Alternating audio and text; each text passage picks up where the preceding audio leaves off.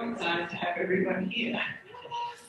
This is the first kind of COVID event that we've had at Griffith. So I'm Leanne Wiseman. I'm a professor in the law school at Griffith, and with me today is Professor Mary Key, who is also a professor of law and also head of our Law Futures Research Centre, who's actually provided funding for this event today. So a big thanks to Mary for providing support for catering and actually permitting us to get through all the COVID hoops that we had to get through to hold this event today. And a big thanks to Melanie, who's actually organised this and doing registrations, our centre manager. So thank you. Before we begin today, I would like to give acknowledgement of country. Our university acknowledges the traditional custodians of the land on which we are meeting and pays respect to all elders past, present and emerging, and extend our respect to all Aboriginal and Torres Strait Islanders. This is a very important place in Brisbane. It's our South Bank, South Brisbane and South Bank campus. So we give that respect completely to our Aboriginal and Torres Strait Islander colleagues. So today, the aim of this workshop today is really just to start a conversation.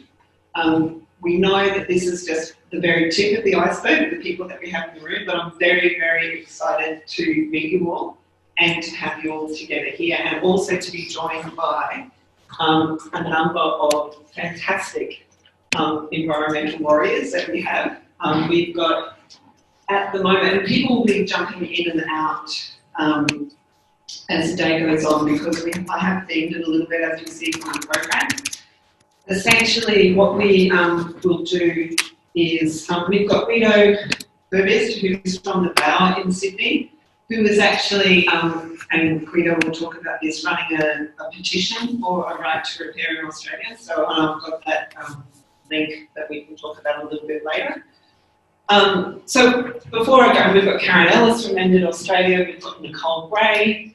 At the moment, we will have Tony from Substation 33 joining in, and Rose Reed from E-Waste Watch joining in at various parts at the time. What I would like to do before I go any further is, we've got a spare microphone. Can I just get everyone to introduce yourselves to each other and to our online, so that we have a sense of the mix of fantastic people that we have in the room today. So I might start, Mary. So Leanne just introduced me. My name is Mary. I'm the Director of the Law Futures Research Centre at Griffith, and we're so excited about this meeting. We're so happy to be able to support it. Welcome everyone, and we're really looking forward to the conversation today and also to discussions going forward. So welcome and thanks for coming along, particularly to people online. So nice to see you. I think probably can only just see me, or maybe not at all. Anyway, hello. Hi, thank you. My name's David Major, and I'm the Gold Coast Law Library, and we've managed to run one Repair Cafe event so far, and hopefully others coming up in the future. Excellent. Thank you, David. Hi, yeah, Les Buckler. I've got a community group on Redcliffe Peninsula called Pristine Peninsula. So, Leanne, I'd like to thank you very much for today, because I think it's an awesome opportunity to bring us all together. So, part of Pristine Peninsula is all about sustainability, which is very dear to my heart. So we've just started up a repair cafe there, which we're just about to get cranking. So I'd like to just do a personal shout out to the Sandgate guys who actually helped me set this up. So thank you. It's all about community, all about helping each other. Yeah, and go. Hi, I'm Belinda Bergen. I'm from Reverse Town Beach, Queensland, and I'm the mail order coordinator. So it's great to be here and to hear about what everyone's doing and see how things are going, particularly with COVID, because I know, like everyone else, we've been adjusting how things go in the new environment. Exactly. All of the challenges that throws at you. Yes. Sabrina. Hi everyone, Sabrina here from the Brisbane Library, which is caused by the State Library. of Queensland. Well, we are collaborators and we do what collaborating do in general, but we also try to advocate for systemic change and a post-growth, post-capitalist society that comes with a bigger, larger vision, and otherwise I'm a PhD student at UQ. Hi, my name is Lynn Kaminsky. I'm from Brisbane City Council. I work in the area of waste resource recovery in the waste minimisation team. And a lot of my work is working with social enterprise non-profits in this area of reuse. So I know a few faces here, so really keen to meet what we have here as well. Thanks very much, Linda. And it's great to have local government here. It's excellent. Thank you. Hi, excuse me, my name is Clytie Binder. I'm also Brisbane City Council in waste minimisation as well. I've mostly been involved in setting up community composting hubs, but a lot of that is linked in with community groups as well. And so I'm also really keen to meet everyone here and see what you're doing and, you know, always looking at ways to work together in some way. Hi, this is weird. I'm Marie Miner. I'm part of the Repair Cafe Sandgate team. I'm here with two of the other people from the steering committee today. We're missing one of our number. And I'm really excited to be here too. I think I'm going to learn a lot. And yeah, I'll stop talking now so I can learn. Thanks, Marie. I'm Dan Martins. I initiated the Sandgate Repair Cafe about a year ago. Really looking forward to today. Thanks for organising it. I think this is a great opportunity for us to collaborate, identify some synergies, there's that terrible word, but yeah, I think a lot of people around the table will get a lot out of it today. Thanks. Thanks, Dan. And we should just all give a big round of hands, a round of applause for the Sandgate Repair Cafe that's having its first anniversary on Saturday, which is also International Repair Day. So well done,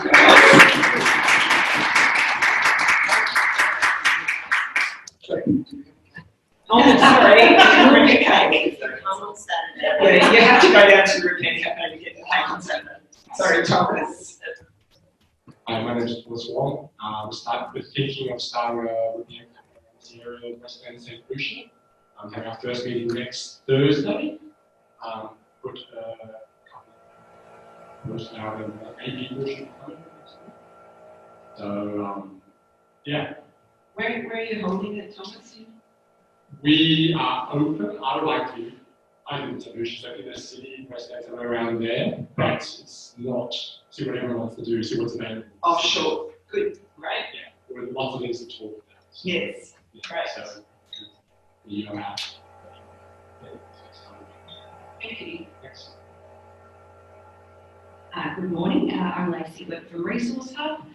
So I'm a more traditional waste. So I've been in the waste and resource recovery space for 15 years, and I do a lot of work with technology and data and regulation. However, one of the tenets of our Resource Hub is helping waste conscious organisations who don't traditionally understand the space, help them with processes and understanding what real world of waste actually looks like and how they can harness that to be more waste conscious in their organisations. So I'm hoping to come along today because I've got two clients who are really focused on operating some reuse and repair organisations. They're getting some help from Tony at the moment, so I'm hoping to see how we can help them to continue along that space. That's great, thank you. May? Hi, my name's May. I'm from Reverse Garbage Queensland, so I'm the other half of the duo that's here today. So we've been running eco-art workshops with the schools at our warehouse for about 10 years now, but we just started up repair workshops this year. So for me, as the communications and marketing coordinator, and also the champion for that particular project in our organisation, this is a really just about a learning opportunity for me, just to understand what the cafes that are up and running, how they operate, because with our repair workshops they are slightly different, but it's good to see what's happening within the network. Yep. Great, thank you. Morning everyone, and Juliet, one of the steering committee members of Repair Cafe Sandgate. I'm just glad it's me all of you here, and it's just perfect time because of International Day. Fantastic. Thank you. And sure, thank you. Can I introduce Sonia to everyone? Sonia Curtis-Lake is a throat cancer survivor 10 years ago. Excellent, well done. That's fantastic. And also a coordinator of the Bayside Cleanup Crew at Winner. And she's very interested in setting up a repair cafe workshop in the Winner area. Yeah. And very, very dedicated to keeping our Moreton Bay clean of plastics and waste. Yeah. So welcome, Sonia. Thank you. Hi, I'm Jane Hawthorne. I've just joined the Share Shed group at Salisbury. We've been operating for about 3 years, definitely interested in the Repair Cafe as well. We have a lot of challenges at the moment, so I think it's a great opportunity to share some insights and what we have in common and working some problems together. I think it's already been beneficial just meeting some people on the way in. It's been great. So looking forward to it. Great, thank you very much. And Nicole, I might hand over to you. Apologies if you can't see us very well, but Nicole, you're from the Share Shed as well. Could you just introduce yourself, please? Yeah, sure. Hi, everybody. I'm at the shed, so if I do have to duck out, it's because people are borrowing, returning, or doing something. So can get to see how it really works. But yeah, I'm thrilled to be part of this. I think it's a really excellent initiative. Thank you, Griffith. I was one of the co-founders, so we started in 2017, and yeah, we've moved from where we were to our new commercial premises, and that's thrown up some challenges. So I was talking to Karen Ellis before we started about different models that have been used around Australia and how that impacts our ability to deliver the services that we do. So I'd be really keen to hear from everybody in the room about how they do what they do, and probably a little bit more around community connection and partnerships is probably what I'm hoping to get out of it today. That's great, thank you. And that's exactly what we're all here for, I think, is to just sort of share experiences as well. Guido, welcome. Would you like to introduce yourselves? Sure, yes. So I'm Guido, the manager of our reuse and repair centers. Your audio, your audio is a little bit soft. Is there back? Is that better? That's better, Guido, thank you. Okay, sorry about that. So yeah, I'm manager for the Bauer Reuse and Repair Centre in Sydney. We run for a couple of years now repair cafes. In 2014 we've started with it. I think it was the first one in Australia at the time. But since then it has taken off big time, and we now run with almost all the councils in the Sydney metropolitan area on a regular basis repair cafes for them. And since COVID-19 we moved to an online version, which is now also quite popular. And again, we run that for most councils that book us on a regular basis. We also have repair services in-house. We do manufacturing with reclaimed material. We have a tool library, and we run a Right to Repair campaign that we hope to share with you guys and expand. We're currently close to 3,500 signatures, and I can tell you about that a little bit more later. Yeah, that's great, Guido, thank you. I did plan after we have a session on reuse, repair and recycle that we'd actually have a little bit of a talk about the regulatory environment, because that's obviously where I'm interested and where I come from. Before we finish up, but we'll talk more, we'll come back to you, Guido, and talk about the Right to Repair petition and what's happening with the federal government as well. Karen from Mended Australia, welcome. Hi, thanks very much for inviting Mended from Melbourne. We're in lockdown, so it's nice to be able to come into this environment. Looks like we're coming to a wedding, actually. I wish we were. Yeah, well, Danny's not here, his apologies. He's got some other responsibilities today. We're affectionately known as the Tinkering Travellers, and many of you will know that in 2019, we went to 43 community repair events.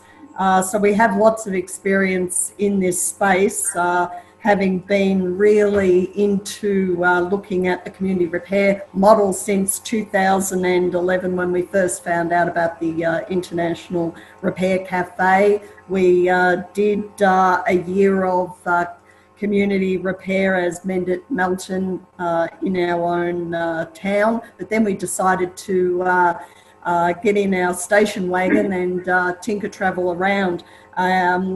We're an unincorporated group. That suits us just fine, being unincorporated, and if anyone's interested in that, you can ask more about that, but it's more just our personal philosophy of not having too much bureaucracy tie us down. And our mission is to increase the awareness of community reuse and repair. We do it in our daily lives. That's our lifestyle, basically, at home. So why not get out and promote refuse, reduce, reuse and repair? And that's what we do. So, and it's great. It's great to be here. Thanks very much. Thank you. And thanks very much for joining in Zoom. We appreciate the time that you're giving. I know it's difficult to stay at a computer, but hopefully we can engage in some of the discussions that we have today. Just to give you some background for those of you who don't know me, essentially I'm a law trained, as we know that, but my specialty is intellectual property law and contract law. And probably in the last 5 years, for the last 20 years, I've worked in intellectual property and agriculture, working for farmers, about new plant varieties, about patents over their machinery, about the digitalisation that's happening on farm.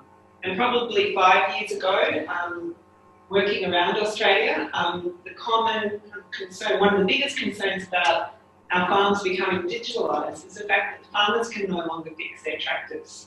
The new John Deere tractors or Case tractors are like our cars. They're very highly sophisticated, complicated pieces of software machinery, or machinery that has embedded software that's protected essentially by copyright and technological protection measures, and that's why they can't even diagnose what the problem is if their tractor stops. So from 5 years ago, I've been working with farmers around right to repair and following the international movement in the United States. We currently have 20 pieces of right to repair legislation that's sitting in different state legislation, different state legislatures in the United States. From the European perspective, there's legislation going through the EU coming from the environmental sustainability and rather than the United States kind of consumer rights, farmer rights perspective. It's really coming from the circular economy, environmental sustainability, that manufacturers have the responsibility to manufacture and design in a way that products can be reused rather than increasing e-waste. So my interest is really how do we facilitate repair, reuse, recycle? How can we change our intellectual property laws to make them greener, to get them to recognise that economics is not the most important thing, that sustainability and environmentally needs to be present in all of our laws, in our consumer laws as well as our intellectual property laws to allow repair, recycle and reuse to occur. So what we've done today is I really just want to open this up for discussion. Oh, excuse me, I've got a bit of a problem. I tried to hide on my COVID. It's all good. So I've themed it a little bit into 3 ways, but that's by no means set in concrete. But I thought we would start off with talking about the reuse, and I've used the tool library as kind of our first opportunity to discuss. And I've invited Sabrina, who's recently won a fantastic award for all of her work that she has done with the Brisbane Tool Library. But because some of you were thinking of setting up tool libraries, I thought I'd get Sabrina to share some of her experiences to begin with. We'll start a conversation around tool libraries, what works, what you're challenging, and hopefully I'm going to be, this is recorded, so hopefully I have all of your permission to record this so that we can share this with others. But I'll be taking notes today of some of the challenges and issues that are coming up to find some cross-sectoral similarities so that we can actually, this is a long-term research project for me, so I plan to be working in this space for a number of years. So I'm looking for reform for consumer law, for our intellectual property laws, but also to bring stories from the coalface, stories really influential in government policy. So this is the reason why I want stakeholder groups to have a really strong voice. So, Sabrina, I might hand over to you, but this is really, I think for the purposes of the recording, if you have a question or comment, we can try and use the microphone. I don't know if they see me or hear me. Just I don't have anything prepared really, but I think, so personally I met Leanne and we started working on this back in February. So we looked at the right to repair for 2 days. Leanne can introduce you more to that. And we were looking at the right to repair from different aspects. So I think that something that I would like to see maybe coming up from today is actually looking at the right to repair, not only from a repair side, but also from how we get to avoid to arrive at to get to the waste side to begin with. And obviously that opens up a big conversation about plan obsolescence, reuse model, the legislation around it and things. But maybe before talking about it, it seems that we have other tool libraries here. Would you like to speak more about your initiative, your challenges and things? I think it would be good if at the end of the day we can draw a summary of, and see which common ground, which challenges we all face, and then how we can act upon that. Could you just give us a little couple minutes summary of when you set it up? Sure. I was starting with them, but so I started the Brisbane Tool Library back in 2017 out of West End.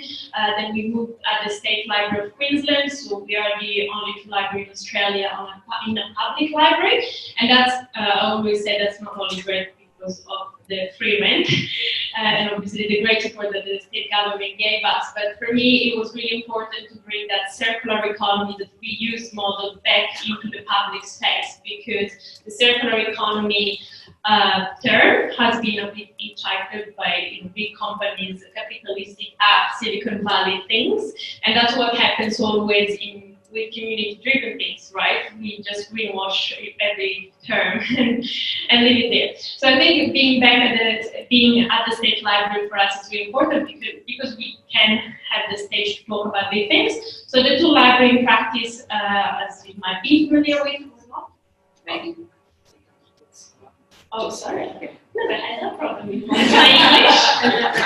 English. 6 years after, my English is getting better. So at the tool library, we rescue items, so not just power tools and hand tools, but also camping gear and other things from the community, from businesses, from business council, and then we obviously clean them, we check them, so we have to test and tag everything. So that's where also the barriers and obstacles come across. Sometimes we do rescue things that we cannot repair as in our situation, or sometimes it's just time consuming. Sometimes the spare parts don't exist anymore or really hard to find, but these are all like things that we have to think about. And then simply people pay a membership per year and then they can borrow anything from our inventory. So this is basically what we do on as a main core business model. Sure. And there's some questions. And we also run workshops. So we had, this year has been obviously challenging for everyone. So we had to close back in March. We're going to be open soon. But we need to acknowledge that having the resources, the tools, the materials, and everything wasn't enough. And I did myself as an example. I started to library, but I'm the less skilled person in the entire project, right? This sounds because I this can't be at all. Oh, okay, sorry. Sorry. That's okay. So I was saying, beyond lending the items, we organize workshops. They've been very, very popular.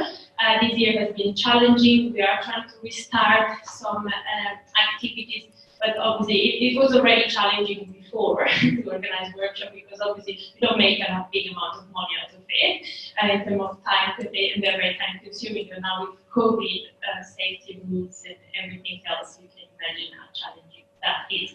So this is like really in a nutshell what we've been doing in these years. It would be maybe nice to hear from, Jane, and maybe David and Nicole, and then maybe start a little discussion in there. And obviously, if you have questions or inputs for the two-library model, that would be great because I think it is always great to have an external point of view or external questions that maybe sometimes when we are too much focused on our work, we forget about it. So, Jane. Thanks. I'm fairly new to the Cheshire community, so really only a couple of months. So I don't have that full history, but I'm sure Nicole will actually pick up the things that I miss out on. I actually attended the webinar you did with the international tool libraries, which I thought was absolutely fascinating and really great opportunity to share those things across those organisations. I guess the things that became pretty clear through that is that there is a shared challenge in terms of actually having suitable space. Certainly, one that we have as well, but great advantage, I guess, that you've got with with the opportunity with the State Library. But a lot of the international tool libraries had challenges in that they've had to move a number of times in their life cycle, which causes problems. I guess there's always challenges with volunteer-based organisations, recruitment, retention, keeping that energy going. They're all interesting challenges, I guess, that tool libraries tend to share. I guess there's, an interesting challenge, opportunity going forward about whether or not we retain kind of like a membership-based model or perhaps go to a pay-as-you-go kind of model, and be interested to see what others' thoughts are about those sorts of options as well. So I think they're some of the issues that are interesting and challenging for us. I think Nicole's already mentioned that, really community partnership is something I guess that we're all sort of interested in. That we really want to have. Basically organisations that we're partnering with that are going to advocate for the work that we do going forward, because it's interesting coming, walked in this morning and met Dan straight up and he'd never heard of us, which is concerning when we're all interested in the same sorts of outcomes. And we know that even though our membership base is largely targeted around the local area, we still know that we have probably a fairly low actual awareness of our even existence, which is, a challenge. So how, you keep that momentum up. A conversation, I think, this morning as well about, the need to not just assume that because you've done, some marketing or had a bit of a media campaign or appeared on the news, a year ago or whatever, that's it. You need to keep that engagement going.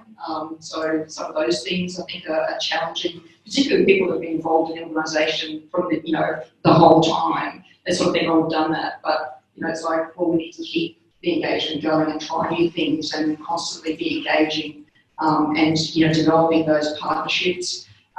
We probably had some recent success when we've actually gone out and asked for exactly what we needed to support us.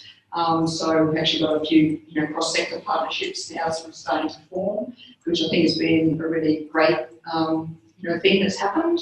I've said enough. I might hand back to Nicole. Can I just ask maybe at this point for Nicole, Les, Jane, Sabrina, one thing I know that the Repair Cafe people find really challenging, and I'm interested from the tool shed, tool library, is insurance. You're under the state government building, so I think that that's pretty well looked after for you, but for those of you who are operating, how do you get insurance? We actually had hoped to have an insurance broker here today, which would have been fantastic, but unfortunately couldn't make it. But that's one of the challenges of many of these volunteer organisations. Maybe Nicole and or James. Pointing at me. Okay. Hi. Yeah, sure. Happy to answer that one. So I think that's probably the most common question after, do things get stolen that we get asked. How are you insured? So just like everybody else is really the answer that we have. I was really lucky at the very, very early part. I remember meeting Sabrina in early 2017 and Sarah and I were, still sussing that stuff out. And I really came across an excellent insurance broker. That's my secret. So they walked us through it and told us what we would need to do, and they worked with us. And since then, I've actually recommended that same insurance broker and the system that we use to probably 5 or 6 other up and coming tool libraries. So I guess that just shows what a great partnership can do. It simplifies the path for everybody. You don't need to reinvent it. We've stuck with them and we haven't had a problem. And if we do have problems, we have a relationship with that woman who, Jackie's just been great. I can pick up the phone to her and, we've moved premises 3 times. And so things have changed a little bit, and we've added, a trailer. So how do we get insurance for that and keep our, costs low? So, I guess it's not as daunting as it appears if you've got the right partners to work with. Just like accountants, I am not a numbers person, but that's what they're for, and I trust their judgment. So it's not a complicated answer.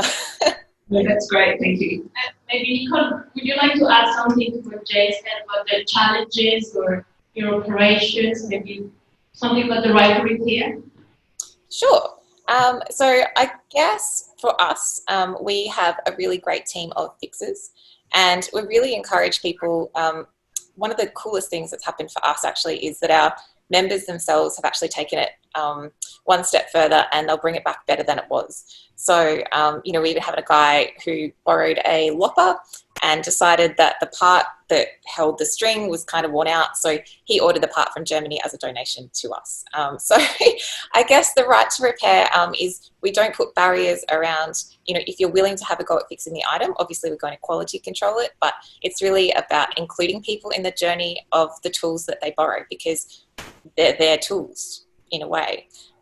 So for the right to repair, we haven't been in that space long. I guess we've been more about the community partnerships. And so, for instance, our testing and tagging, that's become a recent partnership. And, things like that are probably more top of mind for us. But we're so excited to be here and to find out, how we can do repair cafes, because we see that as a natural fit for the location that we're in and also the types of things our members are asking for. So, my background is sustainability, and I can dive into the more academic stuff if you'd like me to, but I think we've got that covered. I'm more, happy to share what it is that we do on the ground, because I think that's probably more relevant. And do you have a question? Thank you. If I can just add in that, I would like to add to, what we already know and maybe challenge the conversation is that, so we do have, for example, a member that offers, to repair or something, but because we are in a state government building, what we've been trying these 3 years is to actually have all those procedures at a level that can be implemented across Queensland. So the difference also in the webinars we run with other tool libraries across the world is that sometimes repair cafes or tool libraries are more community driven, sometimes they're incorporated, sometimes they're not incorporated. So there's much more flexibility. For example, like Mandy Australian was saying, sometimes when you are not incorporated, there's a bit of more flexibility around that. But I personally hope that we get a framework in the next 5 years or the latest where all repair cafes and libraries can operate with it. Thank you. Dave. Yeah, thank you. Probably to add what everybody's already said, the collaboration I've found in our journey, we've been on this journey for just over a year now with the Gold Coast Tool Library. The collaboration between other groups, other tool libraries, especially like here in Queensland, the 2 here, but also the rest in the country, has been excellent. The support that I've received, that our teams received from all the other groups has just been fantastic. I think that's something that's so good about this space that we're in, is people are so willing to help each other. Like Dan and the team there at Sandgate, I went up there for one of their events and sort of had some gear repaired, which was a great prelude to sort of just get a hands-on experience before we went our first repair cafe. And if we have to take some positive out of COVID, it has to be how much more we're all connected on Zoom. And the International Tool Library Alliance, which is a Facebook group, a Slack group, just connecting with the international scene so much more.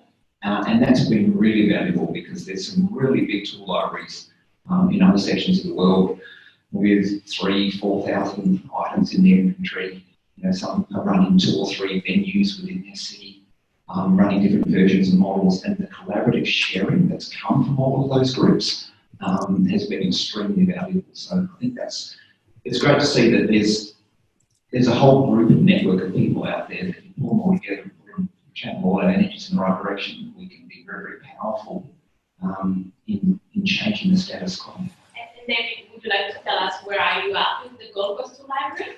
Yeah, certainly. Thanks. With the Gold Coast Tool Library, we're ready to launch. We've only got about 250 or 260 items in our inventory so far, but it's kind of a bit of a broad spread. It's enough to sort of start. We're ready to go. We're just trying to find the space to operate in. It's quite frustrating. Our council on the Gold Coast is not very supportive on the community level. If you're a property developer, or if you put heads on beds or bums on seats with tourism, they've been no backwards to help you. But as a small community group, unless you're making money for council or the community, it's a bit known about local council. Compared to what I see with Brisbane Council and the grants and the support there. I mean, I had a lady from Launceston Council ring me up the other day because I was starting a tool library down there and they're supporting a Rotary Club to start a tool library. And the council is actively, proactively, seeking that information and how to help. So I'd love to see that from our council. So anyway, so we're going to the private sector now. We're talking to a lot of different people in the private sector, trying to find a benevolent philanthropic sort of sponsor and support to get us a small space to sort of launch and to come and go. Yeah, could I just add something to that before we move on? So yeah, it's definitely a challenge. I'm sure Sabrina would agree because they started in West End before they got to the library, and I know there's several other libraries that have had to move 3, 4, 5 times, which is really not practical. Sorry about the noise, guys. However, one thing that I have been kind of pondering and really hoping to do for the last couple of years, but as you know, we never have any spare time because we're too busy doing all the things we currently do, is really forming even some kind of template letter or lobbying tool. So that would, be signed by myself, Sabrina, other tool library founders, I guess, around Australia, that could be used as a tool for starters to really approach their local council and go, these are our experiences, this is the benefits, this is why it's really important to have the space, and use it as a bit more of a, a lobbying tool, because I feel like we're doing a really good job individually and we support each other individually. We have chats on the phone, we come and visit each other's sites, but to actually, have a kind of a Australian Tool Libraries Association that will go to bat for the bigger good, I think is a really worthwhile thing to do. And even just something as simple as a letter that you can take with you that, explains the challenges and the benefits. I don't know, I just feel like the more coordinated cooperation we can do, perhaps the easier it'll be for, tool libraries like David's to actually get that space and become a priority for their local council or their state government. I think that's fantastic, Nicole. Actually, I should have mentioned, I think the Men's Shed, you'd be really program. They have the most amazing lobby group. I'm so impressed with what they do, and I fully intend to copy as much as what they've done because they do it really well. Exactly. I've met with a couple of the different men's sheds and I've looked at their structure, because the way in which their Peabody basically and Men's Shed Australia, they take out the insurance for all men's sheds in Australia, and now they have an international presence through different organisations. And it makes sense to have that umbrella. It also feels people feel safer because they know, even though it's still little incorporated associations by themselves, the brand of a men's shed, you say that, people understand it, they know it, and they feel safe. And that is largely to do with that group doing that as a conglomerate, I guess. Yeah, exactly, and fantastic. But they also, the one, for example, in my local area, the Gap, they're actually also, they just volunteer and repair all the little toys from all the kindergartens in the area. So the guys are actually doing repair work as well, but they're not formally kind of a repair place, as you say. So that's a really interesting structure and organisational approach that I'm kind of investigating as to how we can bring tool libraries, repair cafes together under some kind of umbrella in those kind of structures as well. So thanks. Sorry. Yeah, of course. There's an interesting thing coming out here already this morning, which I think is pretty obvious, but governments are the problem. Because, as we all know, as recycling. Well, actually, I'll say this generally of all colours, because over a history of it, the last 10 plus years, where recycling is a very good example, where the governments have got a step of oil for many, many years, and that's why pick up what we were talking about, community groups are actually taking up the slack, because we're all passionate people in communities of our own.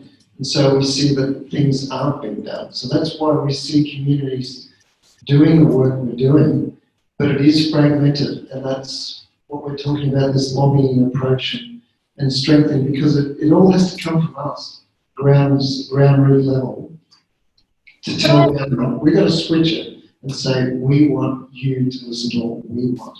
And that's things like repairing, recycling, all this stuff about saying, you know, we don't want stuff that's going to last for 12 months. They've got to change policy at government level so that stuff does actually last. Yeah. And it's pretty obvious. So, it's really interesting you say that, and I feel for Lynn in the room as well, because we've had some conversations about what it's like to work within the big behemoth, which is Brisbane City Council. And having worked for council myself now, I understand both sides of the fence. And honestly, you know, I was so, you know, what you just said at the start, you're like, governments are the problem, and it's true on our side of the fence. But I also have a lot of sympathy for the people within the structures who are absolutely just as passionate as us and just trying to get it done in the frameworks that are pretty outdated. So I feel your pain, but I also feel Lynn's pain, and I know that, you know, transparency and accountability is such an important part of our government structure, and we love that we're a democracy and we have that, but it kind of is counterintuitive when we are trying to push the envelope as a group in the room. So for me, I was 12 months ago totally where you were, but I feel like Sabrina's probably got some insights on how to work with the government to move that change forward. And I think you guys are now working on the precinct, is that right, over in Morningside? Sabrina? Who's working from there? No, it's from home? Yeah, it's the world's biggest garage sales and precinct group of makers. Sorry, I should say. Sorry, Yasmin, who runs the world's biggest garage sale, we hope to have her here today, but she had a conflict. But yeah, sorry, Lacey was right. Yeah, we're helping them with some work at the moment to, let's not say turn their drop-off centre into a transfer station, but to make it a little bit more repeatable, so that it provides more continuity in the processes that you use to drop off. But David, actually, you reached out to me on LinkedIn a couple of weeks ago in relation to touching base with the council, and I absolutely appreciate what you said about sometimes the frameworks that exist in council make life really challenging. But I'm very happy to help you to chat to Gold Coast through other avenues, often with Gold Coast specifically, going through a different team can actually be more helpful, which is the same with Brisbane. You know, Brisbane is hamstrung by the challenges of the waste framework that they have, like many councils. I should reference that I have another hat that I'm not wearing today, but I'm also the Vice President of the Waste Management Association of Australia, Queensland branch. So if anyone needs assistance chatting to local government, please feel free. I probably know more.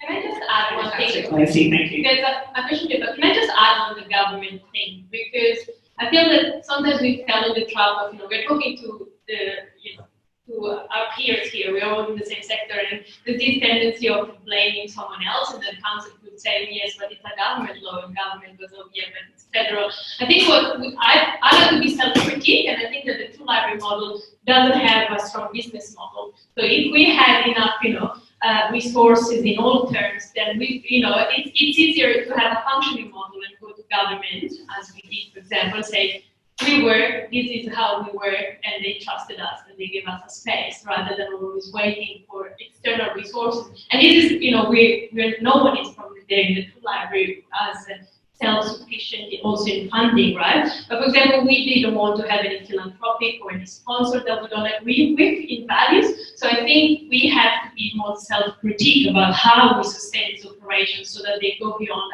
hobby things. And the second thing, David was saying that 2 libraries are amazing around the world. Yes, Toronto, the US have them, but the legislation is completely different. You don't have to test and tag, so that's where the right to repair comes in. When every tool that goes out of our Brisbane 2 library and comes back, we test and tag it every time. So that's, you can imagine how many tools. We have a big team of volunteers of 60 plus volunteers, so very active. But yeah, I think that self-critique in our movement is what's gonna, you know, make us run the long shot. You did also have quite a lot of assistance. Sorry, a question and then we go back to you. Just in terms of, obviously the legislation for the right to repair and having responsibilities for the companies themselves to create products that can be easily repaired or recycled or whatever is obviously at a national level, but even more so just in lobbying the companies themselves. And so obviously all the people here, we're all really passionate about these things, and I'm sure that there's plenty more people out there. And what you're doing with having these community groups is really great, because other people in the community are seeing that we don't have to keep going along the same path that we've been going on, accepting that things can't be repaired or whatever. And so you being there in the public and for people to see you is great, because that legislation does need to be changed, obviously, and what we're working on, but also in terms of the way that companies themselves produce things. And so by galvanising other people in the community, you will be encouraging that change at a government level. And I'm not trying to defend council, but obviously those laws are, they're not up to us. We have nothing to do with the legislation around products and things like that. My focus is more on federal. Yes, sure. Yeah. That's my point. Yeah. Local government does also. Well, yes, no, too. There's always room for improvement. Yeah, I think there is always room for improvement, and there's always opportunity to find different ways of working with groups, and that's one of the challenges that I face. And what's the most effective way to support you guys when, you are dealing with all these issues? I personally love that this movement's really happening at a grassroots level. I wouldn't want too much, from above happening. So it's how do folks like Fighting Line, working in a local council, find ways to support you. Sometimes it feels almost tokenistic to come in and say, hey, maybe I can fund you for a workshop. And I guess it's multi-pronged. It's finding the opportunity to get into the conversation with you guys, to work out how to support it, and get some profile for this kind of thing within the broader community, and bring in more support in one way or another. And it doesn't happen overnight. I wish it did. I think that's really useful. I think what's really interesting is just reaching out even to local members of council. I've had a number of conversations with our local members, and it's really surprising that even people in the offices, not the local members themselves, people are saying, oh, there's actually a new scout den in this area, and they're looking actually to raise a bit of money. They'd love to host something. Or the men's shed are doing something, every once a month on a Saturday. So it's just trying to reach out and tap into those existing kind of things that are already happening in the community in terms of finding a space. That's what we're looking for. Guido, you've been working in this space for ages. We're talking about testing and tagging. Do you want to share some of your experiences for the up and coming tool library people? You mean specifically for the, was it not, it was for me.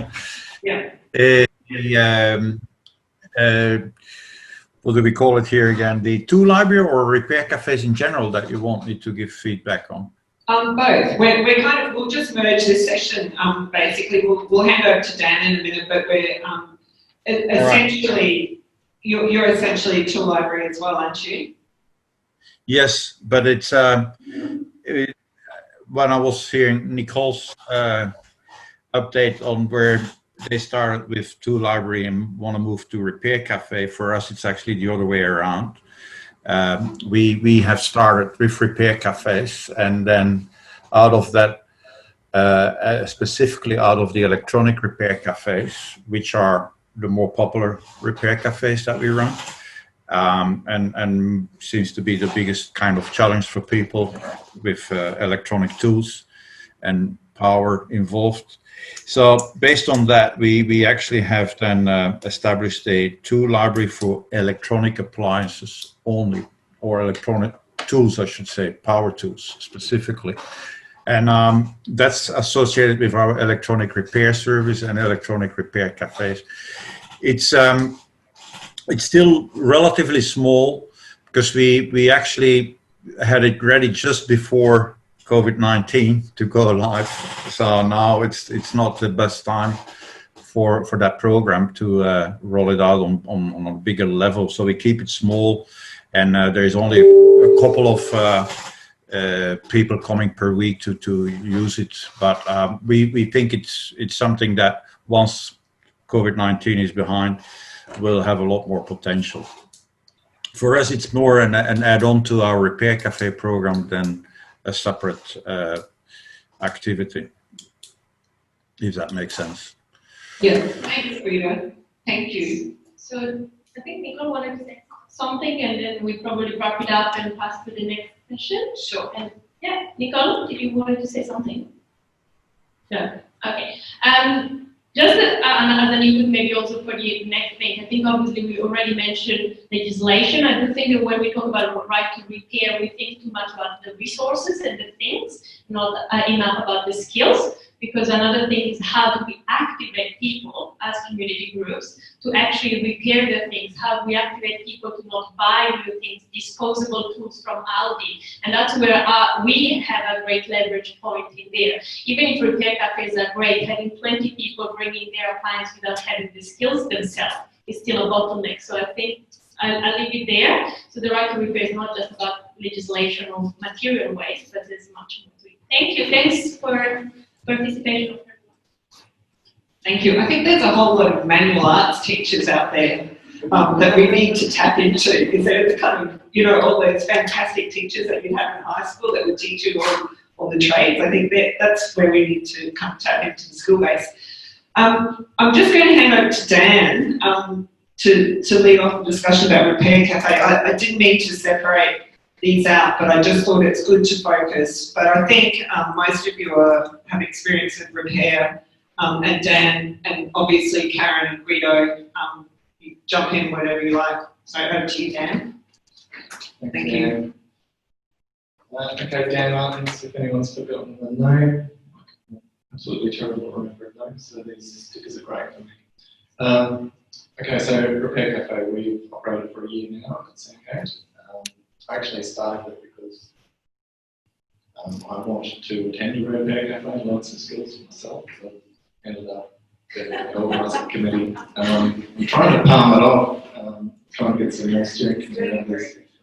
But anyway, to be a bit more grateful, I should say, I'm really thankful to the our organising team, we call ourselves a steering committee, because there's absolutely no way you can do this by yourself. You really draw on the strengths and skills that the other people bring. So some people have time, some people have got social media skills, computer skills, money. You need all of those things. You need to enter this with a team. Okay, so our challenges. That was fun finding the right people, and I think I lucked out and I got some fantastic people. Straight away, we've got 4 people on the organising committee, and that's almost enough. I think a 5th would really help for when someone's not available. Like one of our people, Marty, is on a shift for 6 weeks. Okay, so that's our first challenge. Get the right people, make sure they've got availability or something to bring to the table. Second, Second issue, of course, seed funding to get started. We were fortunate enough to have council support, and we started with a $1,650 council grant from the Lord Mayor Jim Sully's Community Development Fund, which, because we were just starting out, we didn't know if it was going to be successful or not. So we didn't really want to put our own money into it. So we're really grateful to council for providing that upfront support. And now we are self-funded, essentially. We take donations from our visitors for up to $10. We've launched a crowdfunding campaign, which has raised $1,500 so far. So right now, we're essentially funded for next year. We can meet our essential costs, and the visitor donations will allow us to buy things like morning tea, so we don't have to buy that out of our own pockets. So that was our second challenge, getting funding together. Insurance was an issue in the beginning because we weren't an incorporated group. We were just a Facebook group. So we are auspiced by the Sandbag community group. That stands for Sandgate and Brackenridge Action Group.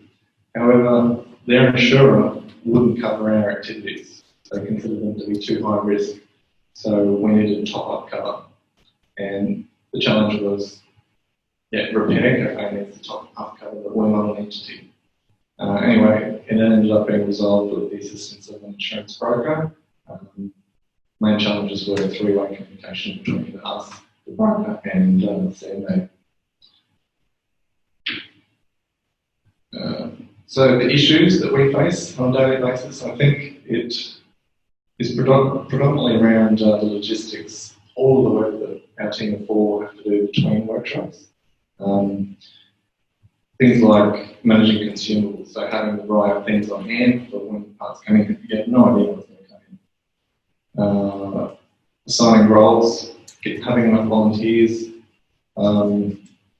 put their names down. Like we've got 93 volunteers on our books, but I reckon we've only got about 25 of them. So that's frustrating. I don't know what the barrier is. There's no communication from those individuals as to why they're not attending. We ended up specialising within our organising group. So like we were all doing everything, but that required a lot of communication. So I think this specialising approach that Marty came up with has really helped, where we have our things that we look after, and that cuts down on the messenger messages at 10 p.m. at night. Demand for our electrical specialists, that's an issue for us. We only have one licensed electrician that shows up regularly. We've got a couple of electronics people, but the e-waste is the biggest issue for us to deal with. So it'd be fantastic if we could get some more people in that space. And the volume of work of the organising team, I'm not trying to scare you off, Thomas, and see there goes the name. Sonia. And like I said, you'll be fine as long as you get a group of people to support you.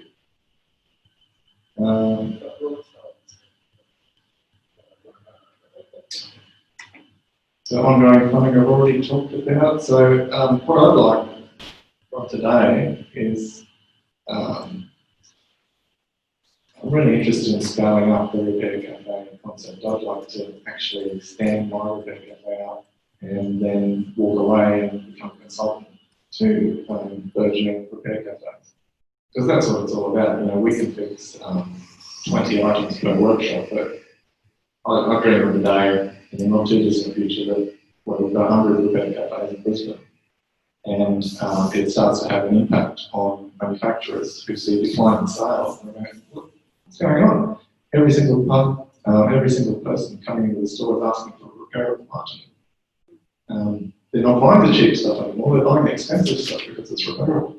And seeing a market shift, I haven't done any figures, but that's my dream. I'm really, sorry, can I stop? Yeah. I'm really interested, and Rio, this is for you as well, and Nicole. How do you get the 93 people to begin with? Is it literally a Facebook post? How do you find that? How do you shake the tree and find skilled electricians? How do you find the great people who can sharpen tools, and so there's mending skills, which I know Karen you're very passionate about. How do you actually find them? We just requested people to sign up on Facebook. How did you do it? You've got a great team. I love watching your Instagram people. They're really well. We had them in house for many years before Repair Cafe came to Australia, because we have been doing that for our own need for many years since we started 20 years ago, doing in-house repairs for electronics, woodwork, bikes, etc. So we actually had a foundation and a knowledge and the tools in-house to bring it in and organize it. But since then, of course, it has grown, and yes, we have had to invest in building a pool, a team of people that will help and come out, and it's via word of mouth, it's via promotion on our website that we do that, and it's not too difficult to tell you the truth to find volunteers that are willing to do that. It's more a task of managing that they all can come at the right time. It's more a managerial task than finding them. That I think is the issue. So yeah, for us it's an effective way of doing it, and we now even got to the point that for some of those activities with councils, there's this financial cost involved and payments, so it becomes actually part of a business model for us even more now. Great, thanks. I should mention the Lord Mayor's Community Fund that Dan spoke about as well. I've looked into it, but and they were really supportive, but I have to have an ABN. I can't be a person to apply for that, so you have to actually have an ABN. You can get money, but you can't employ people. So I said if I wanted to set up a repair cafe, I have no skills in repair, but I want one, I can find the people. You can't use it to employ people. So the only thing I can work out is I could probably get a whole lot of aprons made for it, and maybe a bit of advertising with the money, because if you can't employ people, I could hold a workshop about it, but the way in which the budget items, how I've been explained that kind of money, it's quite restrictive. You can't have any ongoing expense. It's a good way to set up, even if you can get t-shirts or, whatever, aprons or something made. I'm not sure how you used it, but getting some initial kick funding. Help me out, you two, but we utilised the fund for insurance, which was $1,000 for a year. Consumables, sure. So the actual things you need. $400 hour. Sure, some tools, All hire fees, possibly. Venue fees. One-off expenditure. Sure. So it's not No. Great. Sorry. Council. I don't know if I can explain council. I've only been there for 10 years.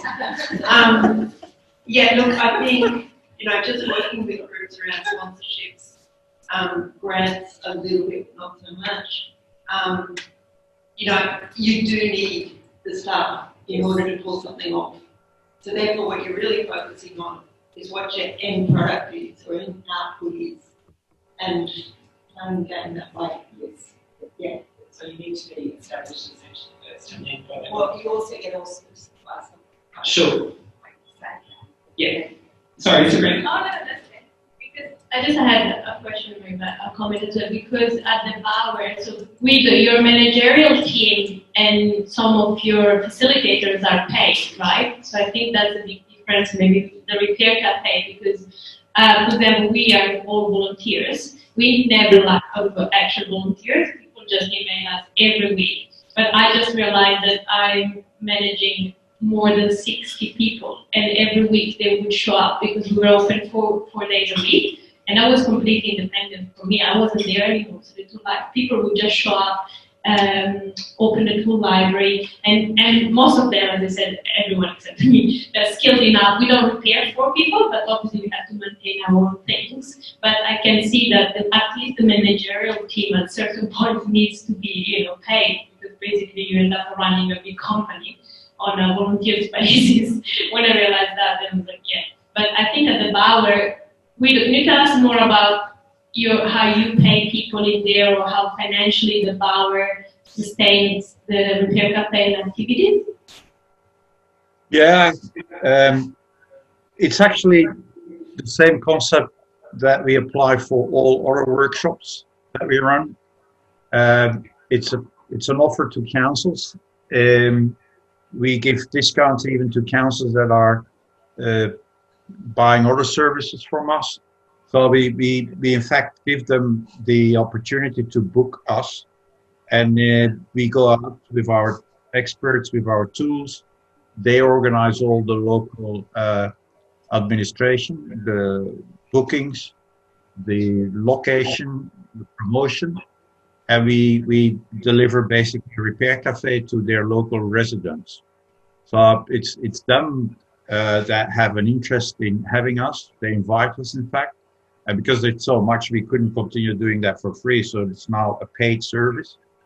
Like I said, for all other workshops, it's exactly the same. We have an hourly fee, and they cover all other costs.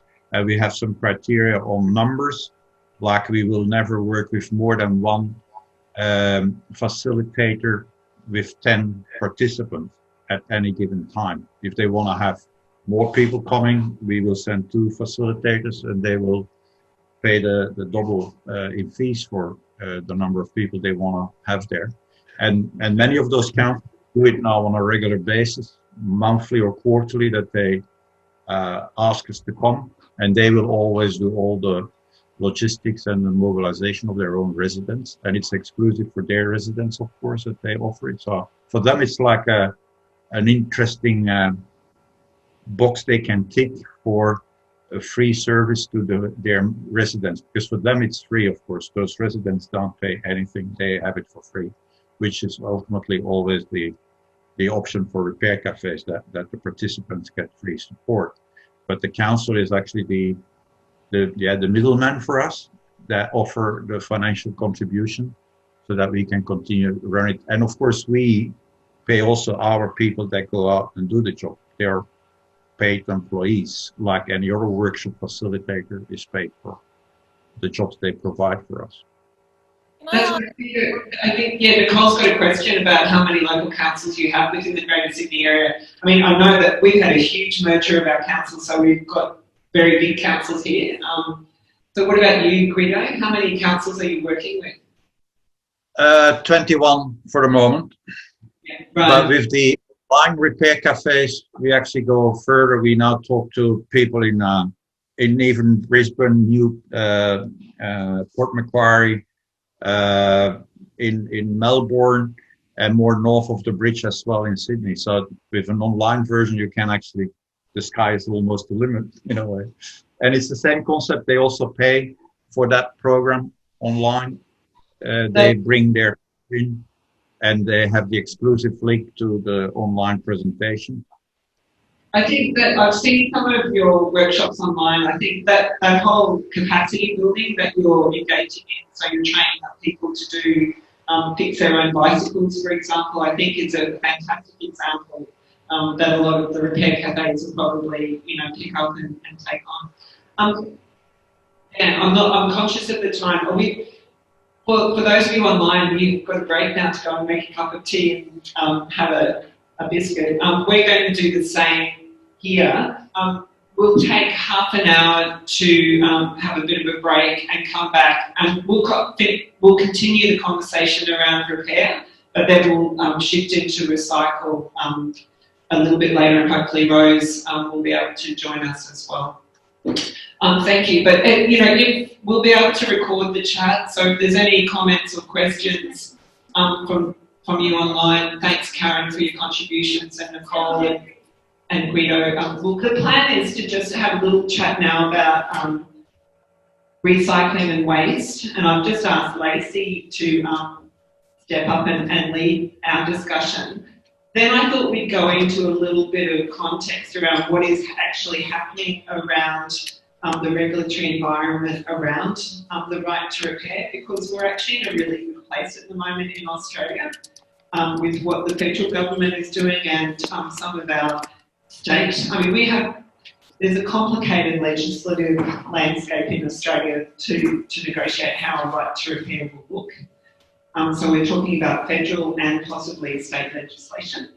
But we'll talk about that in a little while. But I thought we'd kick off now with just some discussion around recycling and waste. And I'll hand over to Lacey. Totally unprepared, wasn't expecting to lead a conversation. Hi. So, did you have particular topic areas that you want to talk about, Jen? No, tell us what you do. Cool. Okay. So, hi, I'm Lacey. So I am originally the CFO of a private group of landfills and transfer stations. So I've been a wastie for about 15 years now. And in my former role, that was very much around managing process and people to make waste facilities as efficient and profitable as they can be. Because, you know, I've come from the commercial waste space. Now, I'm the principal consultant for a waste technology provider. So they actually provide all the software at the landfills and transfer stations for councils. And then in my fun new life, I'm the director of Resource Hub. And we try to help that people and process again, try to help make sure that the processes for either waste facilities or waste conscious organisations are actually effective and work for the real world. You know, for everybody here, you might be a social enterprise who's struggling to understand, well, I've got all these batteries, what the heck do I do with those? Or what the heck happens to this particular type of plastic I've got? What are the opportunities? We help people to find the opportunity. So one of our largest customers at the moment is a large multinational zero waste retail chain, and we work with them to help the supply chain in the back end get rid of plastics, improve to make sure that any of their supply chain packaging is recyclable or is reduced, so we're trying to reduce consumption. But that's a bit about me. As far as waste management is concerned, the other part of my day-to-day is I'm a regulatory process specialist, so not regulation in relation to right to repair, but I deal with waste levy regulation. So waste levy specifically in Queensland, I work with 32 of the 39 councils that have the waste levy across the state to again improve their data capture, how they actually process transactions to ensure that they're capturing the right amount of levy, how they reduce waste to landfill to reduce the amount of levy that they need to pay and that you therefore need to pay. And I also am VP of Coimbra Queensland branch, where I talk to all sorts of people all across the country about the industry. That's a bit about me. Hate self-promotion. So, as far as the waste industry and recycling and reuse is concerned, I'm particularly passionate about seeing what other people do. So I met Sabrina a couple of years ago when we spoke at the Women in Leadership Breakfast for the Waste Management Association. And one of the things I liked about her organisation was that she was all about reducing consumption. Don't consume. I'm a renovator. Don't go and buy another drill, Lacey, because the Ozito one that you bought has died. Don't buy that brand. Just come and rent it. But then I also like that we have an engagement at the moment with a local community group who are a national chain of sort of community social groups, and they're looking to create drop-off centres. Because for them, it's not so much about don't consume, for them it's about, well, let's find an opportunity to repurpose or to recycle. They want to take the waste streams and find a way to make it commercial to replace the fundraising challenge they have, because they can't have car washes and they can't have sausage sizzles. They've had no funds for the last 7 months, so instead they're going to take a waste item and find a commercial opportunity for it. And they hope to actually then expand that out around the country to other branches of their organisation. So I like seeing what you all do, and I'm here today because I really want to be able to help them to understand right to repair opportunities, specifically because while they want one particular type of waste that they can just send off, recycle and get paid for, they also are having conversations with Tony from Substation D3 about how they can actually find reuse opportunities for e-waste. And I don't know a lot about right to repair. So I thought, hey, I've come along today and rely on all of you who might not be what the people I would traditionally work with in the waste industry, but you work in the same industry, resource recovery sector as me, we just have very different goals. So, what else do you want to talk about? What have we got on your agenda? I think that's really useful to see. I think, I'll just join the mic for that. I think what's really important, and I know that Nicole and Karen are very much mindful of this as well, is that the right to repair is not a panacea. It's not going to fix everything. It's only a very small part of a much bigger kind of movement that we need. So in terms of the range of regulations that's around, as Sabrina mentioned, about testing and tagging. Karen, you might want to say something about this kind of electrical challenge that we have from state to state as well. You're very familiar with, the ability to get a lamp or a piece of electrical equipment repaired in your state as opposed to our state, Queensland. Can you just share with us a little bit? Because I think what we'll talk about in terms of just seeing where repair fits, but some of the challenges that we see as a lawyer that we will need to kind of come up against, not only environmental laws, but health and safety laws, contract law, consumer law, intellectual property law. There's a really wide range of regulations that we need to face. Karen, you're really across this. Can I just hand over to you for a sec? Yes. Can everyone hear me? Yes. Yes. It's a great concern to Mended Australia that all states aren't comes to electrical repair. In Victoria, we can go to community repair events. We don't have to be electricians to actually repair electrical appliances. And that's really great because Danny is not an electrician, but that's a skill he has. He has had licenses in previous jobs that give him the ability to be able to repair electrical stuff. He's had the training. Just he's not an electrician. So it doesn't matter. He can go to these events and he feels quite competent to be able to repair. However, even if you haven't had that background and you're just a tinkerer and you like to tinker with electrical appliances, you can go to a community repair event in Victoria and repair electrical appliances. However, there is or can be issues around that if the actual place hosting you doesn't want you to be repairing electrical appliances because of health and safety reasons. We have come up against that. So what we do as Mended Australia, we don't have to actually go to those repair events. We can go to the repair events where electrical appliances are fixed. Otherwise, Danny wouldn't have too much to do. So that's the situation. When we started, there wasn't tag and testing. It wasn't such a big thing. However, as it grows and it gets bigger and people learn about tag and testing and the tag and testers know about us and they want to make some money and get in on the thing, they start touting for business, and repair cafe coordinators sort of get a bit of pressure from councils, and the business are saying, we want to tag and test you, we want to teach you how to do it. So that's been brewing and has been happening in Victoria. Danny was resisting doing that. He has his own thoughts on tag and testing. It's not the be all and end all. However, he was offered to go and tag and test, do a tag and test course. And I encouraged him to do that because I said, you might be incorrect in your thinking as far as, the benefits of tag and test. So go along and see for yourself, really, if you think it's worthwhile. So he went along and did a course.